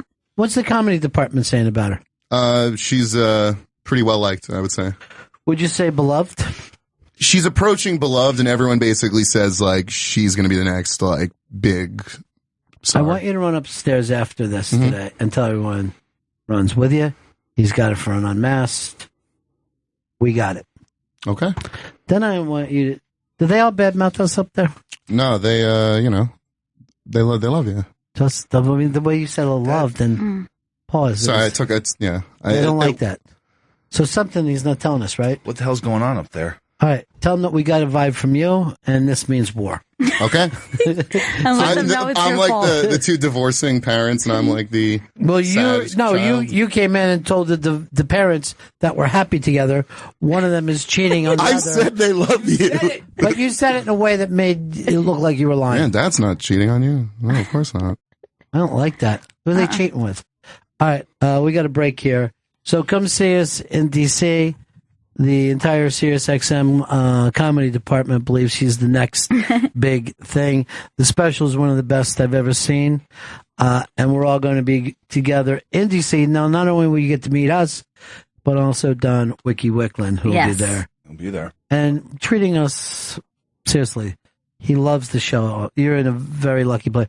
He loves the show off the old XM studios. I know. He has been talking about that since I came here. Is like, I can't wait for you to get to DC so I can show it off. Dude, the first time I went there, I was still working in terrestrial, and I walked into that place, and I had to, be cool about it. But I'm thinking, I want to fucking work here. But I was saying to them, I don't know. I'm doing so well in terrestrial. Everyone likes me there, unlike the comedy department, from what I'm hearing from Dan in the future. But it was like, it looked like one of those, and it was a crazy software startup. You know what I mean? Like, You're they right. came out, they were just on computers. And I'm like, what a dumb idea. And then I'm hearing they're shooting satellites into the air. And I'm like, why? There's no radio that anybody. And then they're like, oh, and then I started seeing commercials on TV that we have these kind of radios. I'm like, fuck, I gotta get in there. And then walking around, it was like super cool. All right. When we come back, listen for the Weird Al town hall. Stay with it. I believe it's the last question when I do something horrible and forced a untalented young man named Joey Jojo to sing in front of the best parody person in the history of the world. Coming up and then he improvises. Doesn't even sing one of his own one songs. of his classics. And then you just probably will hear my laugh and my laugh alone is what I'm imagining. No laugh from the audience. No, the audience Just was looking terror. like, what an untalented young man. So sad. They thought that maybe he was dying and I let him come in and do this as a way of, giving him a little something. We'll be right back. It's the Bennington Show. Yankovic is here with the band. Is this the first time you've ever found yourself staring at glass at your audience? This is a whole new thing for me, playing to people on the other side of glass. It's almost if you were doing a Hannibal Lecter parody somehow. Yes. Don't get too close. What did Mig say to you people? Tell us. Well, first of all, congratulations. The tour, the mandatory tour is starting back up. June 3rd. June 3rd back on the road. And you guys were out almost all last year, right? We were out for 5 months solid. And we're kind of slacking this year. We're just doing 4 months solid. So yeah, we took a bit of time off. It's the same tour, but we just took a nice long hiatus to, see our families and to have an actual life. And now we're back on the road and we're going to finish up the mandatory tour. Does normal life stop when you guys go out like this? It doesn't stop. It's just a different life. It's a different reality. It's an alternate reality. It's just odd. I mean, I'll be at home, with my wife and my daughter and having dinner, and I'll be thinking, well, tomorrow night, honey, I'm going to be somewhere on the other side of the country in front of 10,000 people on stage. And it's like, really? That just doesn't seem like it's a possibility. So when you're home, you're just home guy. Yeah. That's it for you. But when you're out on the road, people expect Weird Al. Yeah, well, that's what I give them. Yeah. But it's got to be like a 24-hour-a-day thing for people. Well, it's not a 24-hour day. It's just the 2 hours I'm on stage. I mean, I'm not like manic when I'm in the bus surfing online, But one of the things about you stay online and talk to people. I know just being here, it's serious. You were in so many different shows today. You've always had an incredible energy for that side of it. Well, it's funny. You kind of get pumped up for stuff like this. And I tend to, if I get energy coming back at me, it's easy to push it back out. Well, you've got your band here, and I've interviewed you a couple of times, but this is the first time I've seen you with the live band. How long has this crew been together? Mostly the early 80s. This is Jim West over here on guitar. Jim West, everybody. Been with me since 82, I believe. Steve J on bass over here, also 1982. My drummer, I've been with since September 1980. Wow. He's behind glass. He's really dangerous. He's glass super behind dangerous. Glass. Yeah, that's really spooky. And this is the new guy, Ruben Valtiera. He's only been with us since like 91, 92. 91, so we're still breaking him in. The rookie. Yeah. Well, I know a lot of people asked you, did you think you've been doing, this would be going on this long? But how about for you guys? This has to be amazing. It is amazing. Absolutely. It's, I think when we first started playing, I thought, well, this would be great if it went for 5 years. But yeah. I guess it felt like a lark at first too, since no one has really taken this kind of presentation out nationally other than you. Am I correct when I say that, Al? I guess I can't think of anybody offhand that's doing it. Well, not on this level, not doing 100 dates on the road. 100 dates or 10,000, seats. Normally it's somebody who's local, who's had a local hit on a radio station, and they're playing bars. Yeah. And for the 2 months that thing stays popular, and then it's forgotten about. But you're looking back over 30 years, literally, of having hits with this kind of stuff? Yeah, we've been lucky so far. I never would have guessed when I started out that I'd be still kind of hanging out, 3 decades plus later doing essentially the same thing. It is funny, but did you have a backup plan? Did you think to yourself, if this only lasts 3 or 5 years? Not per se. I mean, I did go to college and I got my degree in architecture, but by the time I graduated, I kind of realized that wasn't my life's calling. It wasn't my passion, and I really decided that wasn't how I was going to spend the rest of my life. So I did have a couple years where it was a little fluid. I was hoping for a record deal. I was hoping to, have a shot at a recording career, but, that's a long shot, obviously, and I really didn't know which direction my life was going to take.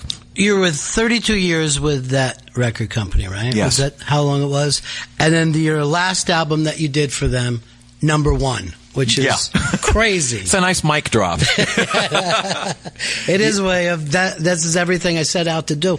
Did you have a feeling it would hit like that, or no? I mean, you always hope for the best. Yeah. And I was very happy with the album, and I thought it was the best thing I'd done. But I always think that when I put out an album. And I was hoping, I thought it would be wonderful if maybe it was my highest charting album to end on a really high note. And my last 2 albums had just barely cracked the top 10. And I thought, well, if it cracks the top 10, I'll be super happy. Being number 1 is something that I never even dreamed would happen because it was literally unprecedented. A comedy album has never debuted at number 1 on the Billboard charts. That's insane. And also, I remember when it happened, the marketing, the way you released, there was a different platform for a different video every day. I mean, it was pretty brilliant. How did that all come together? Well, I was trying to figure out the best way to market a comedy album in 2016, and I realized that MTV hasn't really been a factor for a few decades, and radio is somewhat supportive. I have a few morning disc jockeys that'll give me a few spins here and there, but they don't put me into rotation on radio. It's sort of like I'm just like a goof for the morning shows. And I thought, well, the internet is really where I live and breathe, and that's where my fans are, and that's where it makes the most sense. That's where people go to see music videos. And I thought, if I can make release week an event, that might give me some traction. I figured if I did something like, if I did a world premiere video every single day at a certain time, people would be looking forward to it. They go, oh, well, it's 11 o'clock. It's time for the new Weird Al video. And I thought if I could make it a real event and have people talking about it for 24 hours until the next video showed up, it would dominate the conversation on the internet. That was my idea. I had no idea if it would work or not. I thought, very well, like the third day, people could have been going, oh, no, not another Weird Al video. But it turned out working very well. It kind of snowballed. Well, I mean, if you look back at your career, you went through radio and records, because that's when you kind of started. There was no MTV, through the entire video age, which that exploded for you. But then to turn around and do it in yet more platforms, it's kind of crazy. Well, you just kind of have to follow along with where the technology and the culture is going. And these days, the internet is where a lot of stuff is marketed. So you just have to not be afraid to try something new, and you can't be, clutching on the old business models. You have to let go and, do what makes the most sense. But think of how many bands that you've parodied that weren't able to do that same thing that you sat and talk about is what's amazing.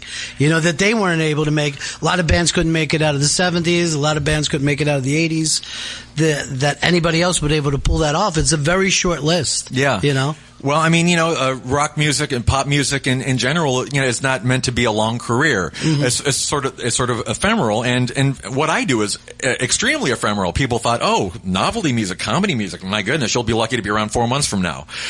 So it's sort of ironic that we're all still here. All right, the tour is starting back up. That's June 3rd. It's the mandatory world tour. This includes shows at places like the Hollywood Bowl, Radio City Music Hall. I mean, it almost, even now after all these years, that still sounds crazy. It sounds crazy. Yeah. Absolutely. All right, we said some of these folks could ask some questions. Who do we got first? Mr. Steve Fox. Steve Fox. Hey, Steve. Hi. Has there been any musical recording star who has begged you to compose a musical parody? I wouldn't say begged, certainly. I've run into people over the years at various functions, various parties, and award shows and things like that. And I think more often than not, they're just making conversation. They're just saying, "Hey, when are you going to do one of my songs?" So I'm not sure if they're being facetious or if they're being earnest. But I don't want to mention names, in fact, even. But a few people have said that. It was Cher. That's what it was. There. Okay, it's out in the open. But that is kind of because a lot of people have gotten a bump with their own song once you do the parody, right? Yeah, Michael Jackson was really having a hard time till my parody came along. That was I'm glad I got to help him out a little bit. You were there when he was still walking forwards, so things changed. After me, he was able to buy the other glove, so it was like. But he was one of the guys that loved when you would do his songs, right? Yeah, absolutely. I mean, I have to give a lot of credit to Michael Jackson because without him, I'm not sure if we'd have a career because getting Michael Jackson's blessing was a huge deal. I mean, prior to that, a lot of artists were sort of waffling like, I don't know about this Weird Al guy. Should I let him do this parody thing? And after Michael Jackson said okay, we had a bit of ammunition. We could go back to everybody and say, well, Michael Jackson didn't seem to have a problem with it, so what's your deal? Well, what was the first kind of national hit that you felt like you had? Well, I had several, minor hits. My Bologna, Another One Rides the Bus, Ricky. But the one that really kind of broke out was Eat It. That was a huge international hit. And at that point, it felt like you were going to stick around for a while. Well, right? Even then, it was like, oh, good, he had a hit, one-hit wonder. Right. The music world is littered with novelty one-hit wonders, and a lot of people thought, oh, how nice for Al. He'll be gone next year. Well, yeah, because anybody who listened to Dr. Demento knew that you had those hits, but that was just between kind of you and him, right? It wasn't set up to be like, oh, this is going to roll out nationally. What, Eat It? No, that was no. I'm saying before that. Yeah. Before that, it was like I'm handing a tape to the guy at the radio station. Yeah, like the early stuff, I was very happy just to get airplay. Like My Bologna, I remember very clearly. It was a big hit on the Dr. Demento show, and I was still in college at the time. I was like 19, 20 years old, and I remember clearly getting a postcard from Dr. Demento saying that My Bologna had been #1 on the Funny Five for 2 weeks in a row. And I remember thinking, life's never going to get any better than this. Did you have your kind of wonders moment the first time you heard your song playing? Was it? It was very much like that. Every cliche in the movie was kind of like me the first time I heard my song on the radio. And I was like maybe 15, 16 years old. And I remember hearing my song on the radio, and for the first couple of seconds I was like, oh, did my 8-track player start up? Why is my song playing? And then I realized it was like being played on the radio, and I did my little jig around the room just like in that thing you do. Just jumping up and down. I've made it. Yeah. All right, next question. I think this is Brad. Brad. Hey, Al, how are you? Hey, Brad, how you doing? Good. I'm a huge fan. First concert I ever went to was yours. Oh, no kidding. I've seen you about 5 or 6 times since. I love how you'll get in the costumes and perform all the hits. Never gets old to me. But for you, is there a song that you've kind of gotten sick of performing live? I'd have to say no. I mean, if the audience is still into it, it's still exciting for me. I mean, I've done a song like Yoda literally over 1,000 times in my life, and it doesn't get old because every time I play it, the crowd goes nuts and everybody has a great time. There's some stuff that we mix up and do like slightly different versions of, and you're going to hear a little bit of that later on in this show. But no, it doesn't really get old. If it gets old for the audience, then we'll change the set. The Yoda song, the night that you did it, the night of Too Many Stars, which was I guess it's for an autistic. Yes.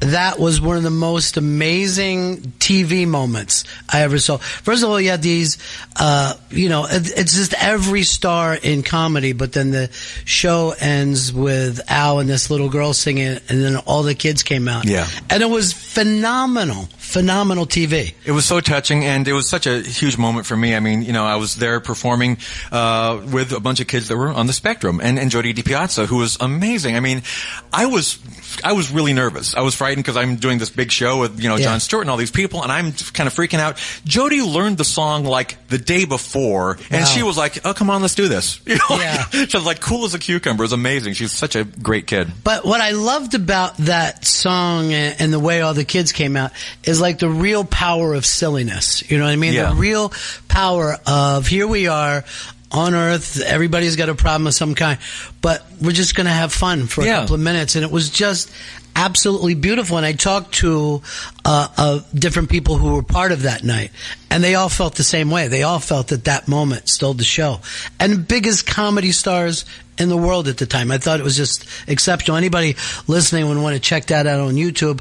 Plus, you could see Weird Al out on tour right now. It starts up June 3rd. It's the mandatory world tour, back on the road, and all ticket information go to weirdal.com. Who do we got next, Chris? This is Joe. Joe. Hey, Joe. How you doing, Al? Good. Great to see you. You too. When you're starting an album, what do you come up with first? The song you want to parody or the subject of the song? Good. That's a good question. It happens both ways. Usually I start with a song and figure out if there's some kind of variation on the theme that I can do with it. And other times, if there's some kind of big pop culture event, then I'll reverse engineer it. Like when I knew that I wanted to do a song about, the first Star Wars movie, and then I kind of figured out what would be a good song to pair up with that. So, to answer questions, it's both ways, but mostly the song first. Let's take the next one, Chris. Oh, he's further and further away from the mic. That's always nice. Yeah. Uh-oh. Oh. Hi, I'm Deanna. Hey, Deanna. I was wondering, did you get to meet Michael Jackson? I did a couple times. I didn't meet him when I was getting permission. That was kind of like my peeps talking to his peeps. But I did meet him 2 or 3 times. I met him backstage at one of his concerts. In fact, backstage I gave him a gold album because my album Even Worse had gone gold, and I thought I'd give him a gold album. And he was very gracious about it, but I can imagine he was like, "Oh, thanks, I'll just throw this on the pile at home," Why don't we start off with something you guys want to perform live? As we said, these guys have all been playing together for about 30-some years. Yeah, we haven't really performed live since the tour ended, like back whenever it was last September of October. Oh, so this is a great way to hop back in. This is our sound check for the tour. So yeah, this is part of an unplugged medley that we do in the current tour. Like a surgeon, everybody. Like a surgeon. Not a dry eye in the house going on right now. So it's kind of funny. It's like, oh yeah, there's someone's dad, and just singing. The Weird Al's mandatory world tour is restarting back up in June 3rd. The Hollywood Bowl, Radio City Music Hall, all part of this. Go to the weirdal.com. But you've taken on a day gig lately, huh? Yeah, I'm currently wrapped, but yeah, I did the 5th season of Comedy Bang Bang on IFC. I'm the new co-host band leader, stepping in for Reggie Watts, who did the first 4 seasons, and Kid Cudi, who did the last 20 episodes.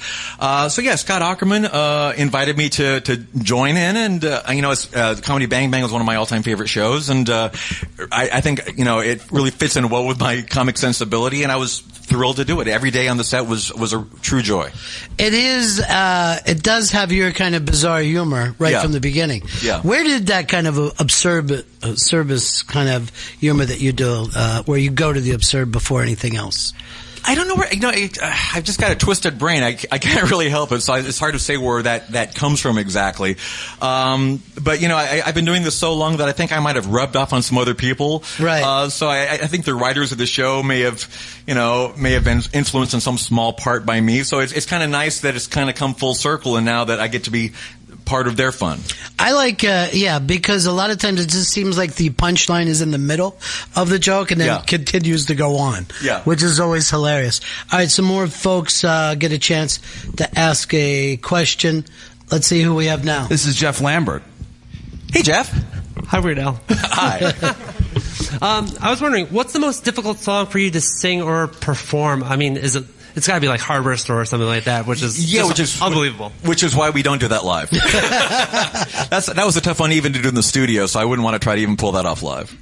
That is an interesting thing that you could come up with a concept and not be able to do it live. I mean, Queen even had songs like that. The Beatles had songs like that. Yeah, when I write songs, I don't always think like, how am I going to pull this off live? It's always just like, it's got to work as a song, and if I can do it in the studio, that's great.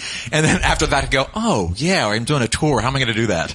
And we usually figured it out, but there are some songs like Hardware Store where it would be pretty impossible to really do it justice live. Do you have songs that the audience wouldn't leave but unless you did it? Do you feel that kind of connection? Some of these songs have to be redone? Yeah, which is a bit of a problem because I try to make every tour as different as possible from the previous tour, but there are so many fan favorites.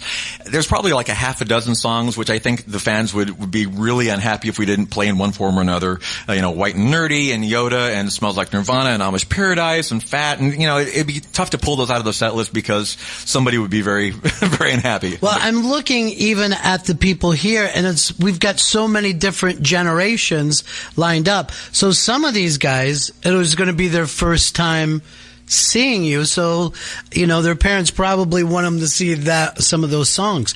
I'm curious about some of the young guys. Did your folks turn you on to the music, or did you find it yourself? My dad. Your dad. Now, about how old were you when you heard Weird Al? Were you? Was it like 9? Maybe 9 or 10? About 9 or 10. Oh, wow. Yeah. Now, you and I would grow up on Mad Magazine. Oh, yes. And it's kind of the same concept, right? Yeah, in a way. It's the same thing that those jokes have to stay in a certain pocket because the next generation has a right to kind of grow up on them the way the generation did before. Yeah, I mean, it's nice that my music appeals to people pretty much of all ages, but there's a certain age where I think people are really receptive to that specific kind of irreverent comedy. I mean, and that's the age that when I was into Mad Magazine, like when I was like around 12 years old, and I was just really obsessed by it. And I think maybe my most hardcore fans are probably that age, but they grow up and they sometimes bring their kids to the show, and at this point maybe grandkids, I don't know. Yeah. Well, there's an age of like harmless rebellion, and that's where I think that kind of comedy falls into. Like, you're making fun of society while still being part of it, but you get that it's a nutty thing to be doing. Yeah, I'm kind of thumbing my nose, but not in a real mean-spirited way. Right. I know that some people have turned you down over the years. Is there anybody recently, or does...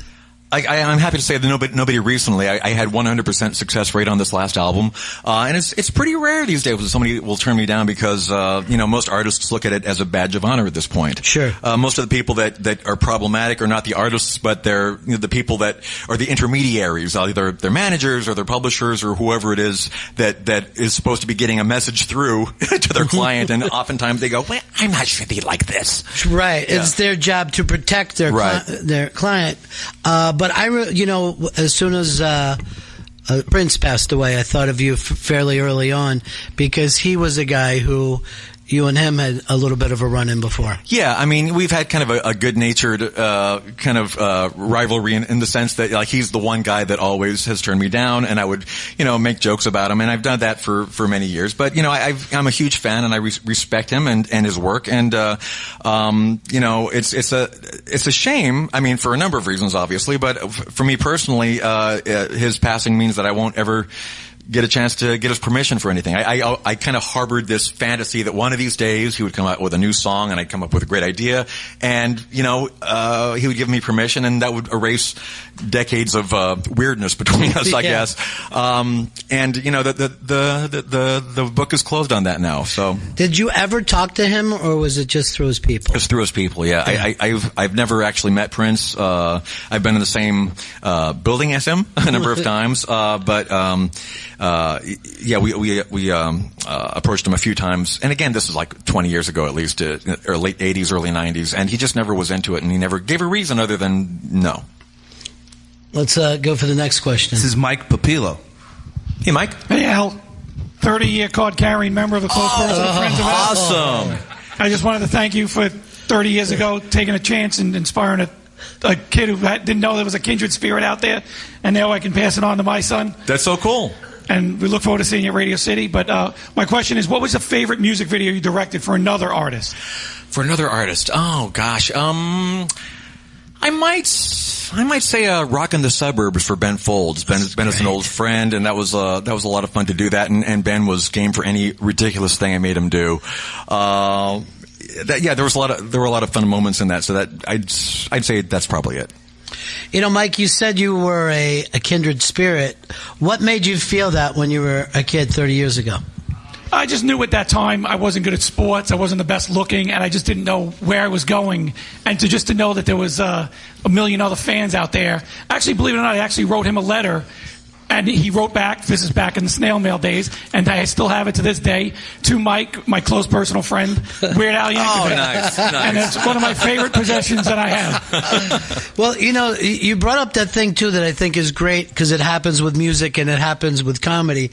And Dr. Demento was perfect when you thought you were the only weird kid in your, in the world, and then you find out, no, that is a thing to be, Yeah. That's why I think the name Weird Al is perfect for that, because you do want to have a certain amount of weirdness when you're a kid. I found that my name has been sort of empowering for people. Like sometimes I think, like, should I have really gone by Weird Al and been Weird Al my whole life? But I found that a lot of kids that found like they were outsiders, that they didn't fit in for one reason or another, they looked at me as some guy who was kind of a freak, they didn't follow the rules and was a little different than everybody else, and I somehow made it out okay.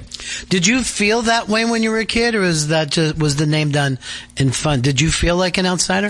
In a way. I mean, I was a very nerdy kid. I know that's a huge shock to everybody. So I was certainly not one of the popular kids or, included in a lot of social things. I sort of went my own way. So I guess I was always sort of an outsider, yeah. I was invited to every party. Isn't that true? That's so cool. Every single party. That's so great. I was invited no matter who threw it. They would just say, please come. And I'm very happy for you, Ron. A lot of times I couldn't make it. I was like, I can't be there. You can't be everywhere at all times. Cancel the party is what I would say, and then I would start a jukebox by punching it. All right, who do we have next? This is John B. Hey, Al. Hey, John. You've written 2 Star Wars songs. Do you have any plans for the new Star Wars films? I've been asked that a bunch of times, and it's a good question. But the answer is probably not, just because I do have 2 Star Wars songs, and they're both very popular, and I play them both in concert. And I figured if I did a third one, it would become like the Star Wars show. I love Star Wars, but I kind of feel like I need to, be a little bit more diverse in my subject matter. So, and I've kind of joked like I do a Star Wars song every 20 years, like clockwork. It's kind of coming up on that anniversary, but it probably wouldn't behoove me to do another one at this point. Well, what is, you did Yoda, and then the other was? The Saga Begins. The Saga Begins. Now, I have a niece who was at the exact right age to fall in love with Star Wars when everybody else was mad at, and then fell in love with your song. And then it was like years later when she found out what the actual song was. And she was like, oh, this is like Weird Al? No, we're like, no, it goes cross direction. So how about we take a listen to that? Oh, okay. Let's try it.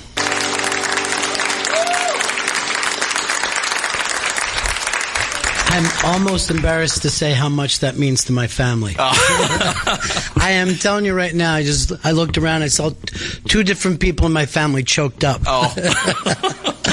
All right, it is the tour is going back out. That's June 3rd. It's the mandatory Weird Al tour. It's the mandatory world tour.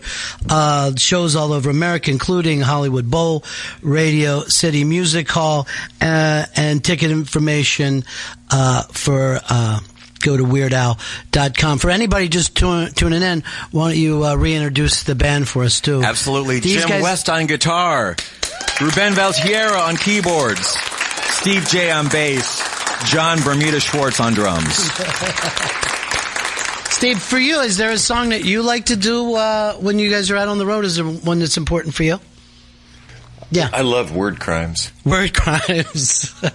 And that's one of the newer, right? That's, it is, yeah. And how about for any other guys? Is there songs that you guys feel like it's one you got to do when you're on tour? Saga for you, yeah. I think it's almost mind-blowing that you've been all together for this many years. I think it's all the way mind-blowing.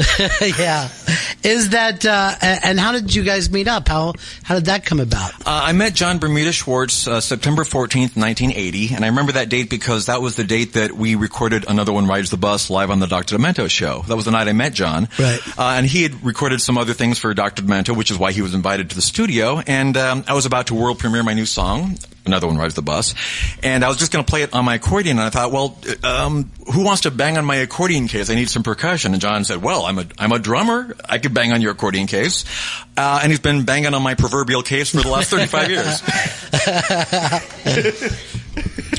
And was that the kind of scene? Was there just all kinds of people hanging out at Dr. Demento at that time? Pretty much anybody that happened to be around joined in and joined the party. And then I auditioned for a bass player a couple of years later, got Steve J. Steve brought along his friend Jim, who he played with in Tampa, Florida. And then I'm not sure how Ruben got involved. I auditioned by falling on my head. There you go. And he did it so well, we had to put him in the band. Sure. Well, you always need that guy.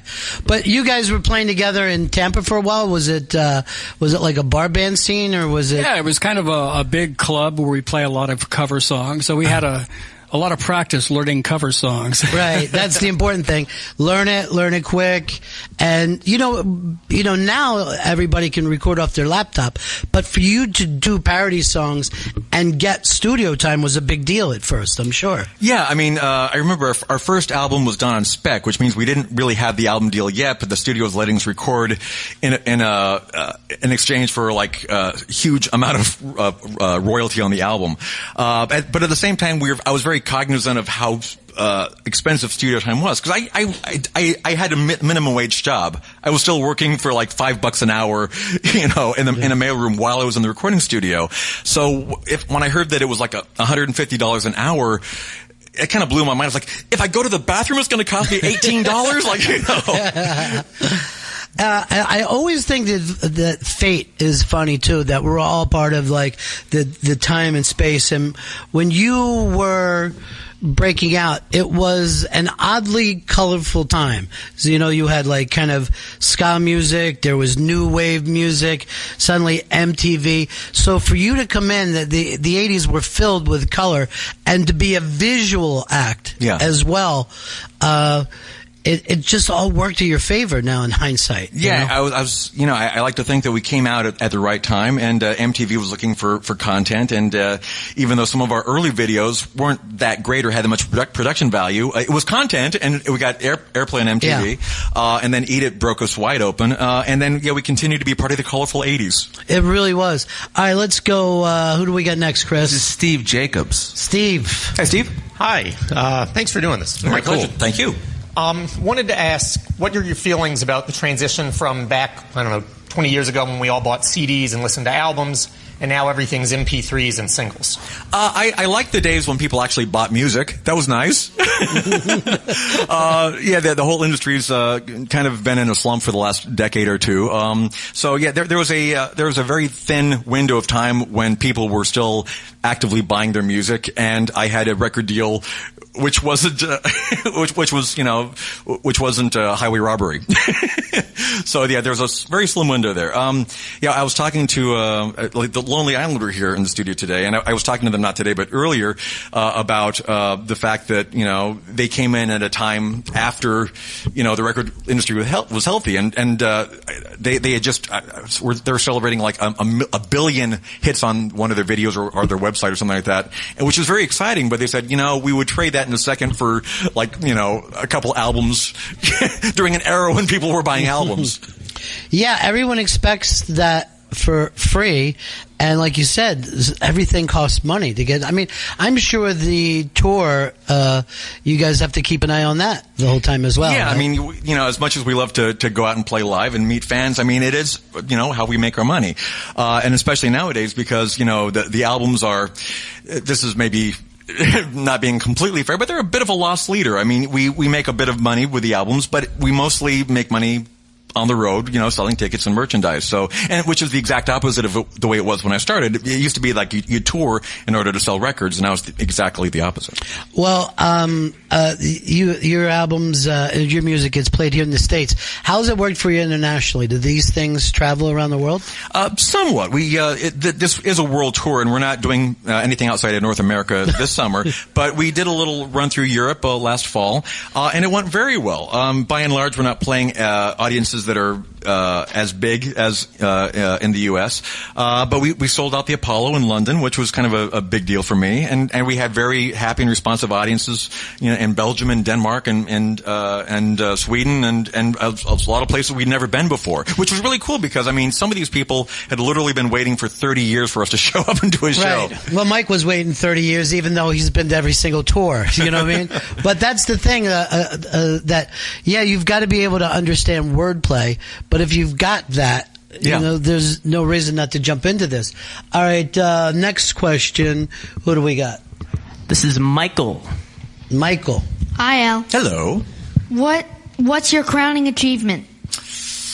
Oh boy, I don't know. Having a number one album is like an accolade, which literally can't be surpassed. That was a big deal for me. So that was a creative achievement, and creatively, I always say that my most recent album is my favorite one and my best work, and I'm going to stand by that. I really still like Mandatory Fun, and I'm going to go with that.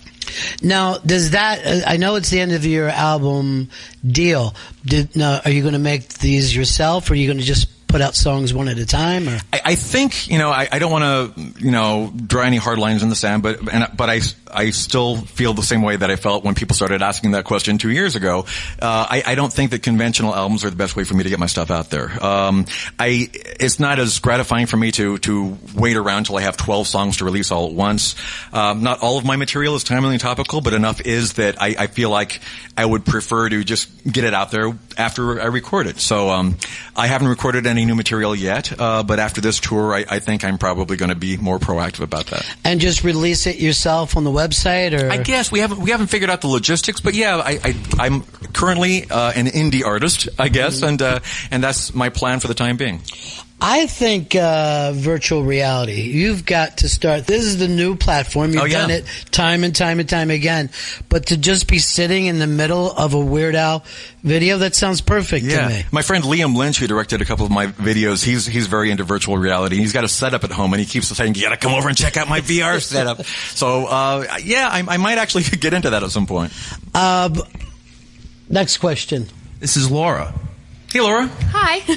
I was wondering, what was your inspiration for the song Albuquerque? That was inspired by a band called the Rugburns, and also by Mojo Nixon, and also George Thorogood, and a lot of bands that had kind of a rockin' groove, but just told a long, rambling story.